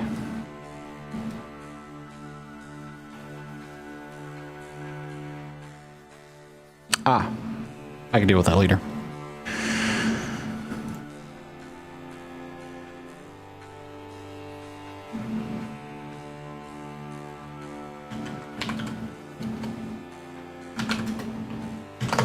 Okay. Let me get this just real quick. And okay. There we go. So, I need someone else or the same person, doesn't matter who. I need you to roll me.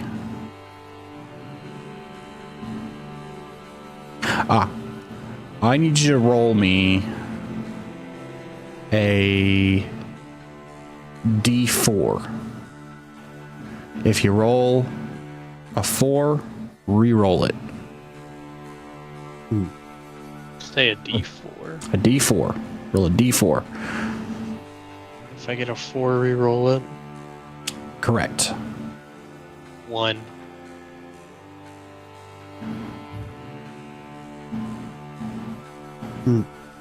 Interesting. Oh my god. I'm scared. He said that twice now. Very interesting.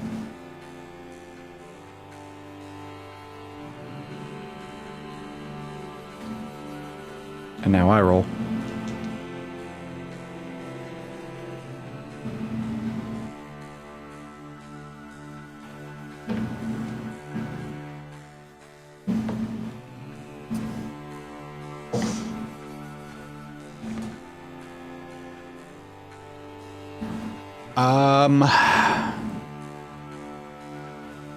Let's see.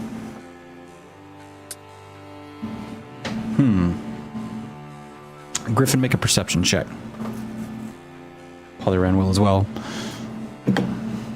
Yeah, it's good passive. And with that,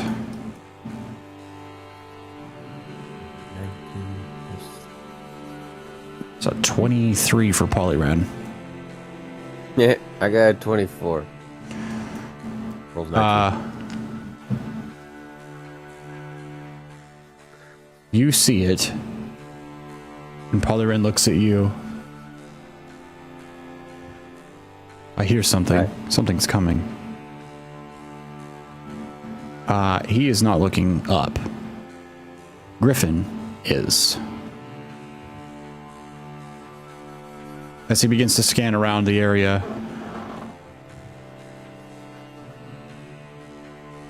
My friends, I believe we are about to be assailed by the undead.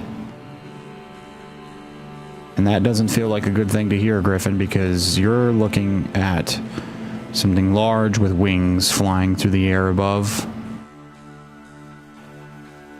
Yet.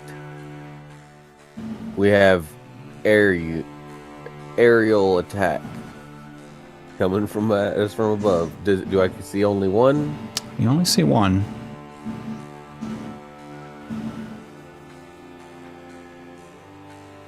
What does it look like? On a 24. It's context clues rather than description. You're in the mountains. What makes sense to be in the mountains? A mountain drake. And given that this could be either something small, something of a dangerous size, or something that could kill you. Not really sure. At a distance, it's hard to tell if it's like just like a mountain drake, or if this is like a full-on, you know, two-legged hellkite situation coming in to obliterate the party. And it is with that. Go ahead. I was just Griffin was just going to say we've got some scaled creatures of the sort coming in from the air. And if there is any undead, stay around me. As long as they're not being controlled by somebody, we should be fine. Why does every strange interaction we have with the world have to be the oddest thing? And it is with that comment, we will leave it for the week. Until next week. Yeah. With this strange and hushed energy of the session in the abandoned city of Galfin's Tower being abandoned for an incoming fight. I will end it on Enoch is not really preparing a spell, just preparing the energy for a spell. Gun was up pointing basically for Griffin at the thing flying towards us. Considering that's the gun, I may have the longest range. Anyway.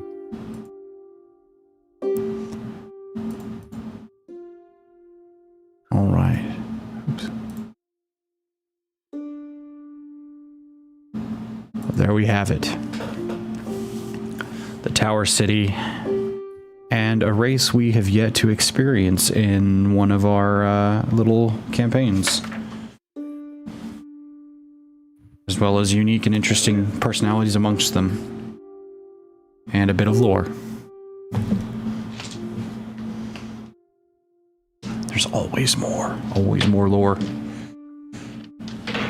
Oh Why do you think I'm playing the archaeologist anthropologist character?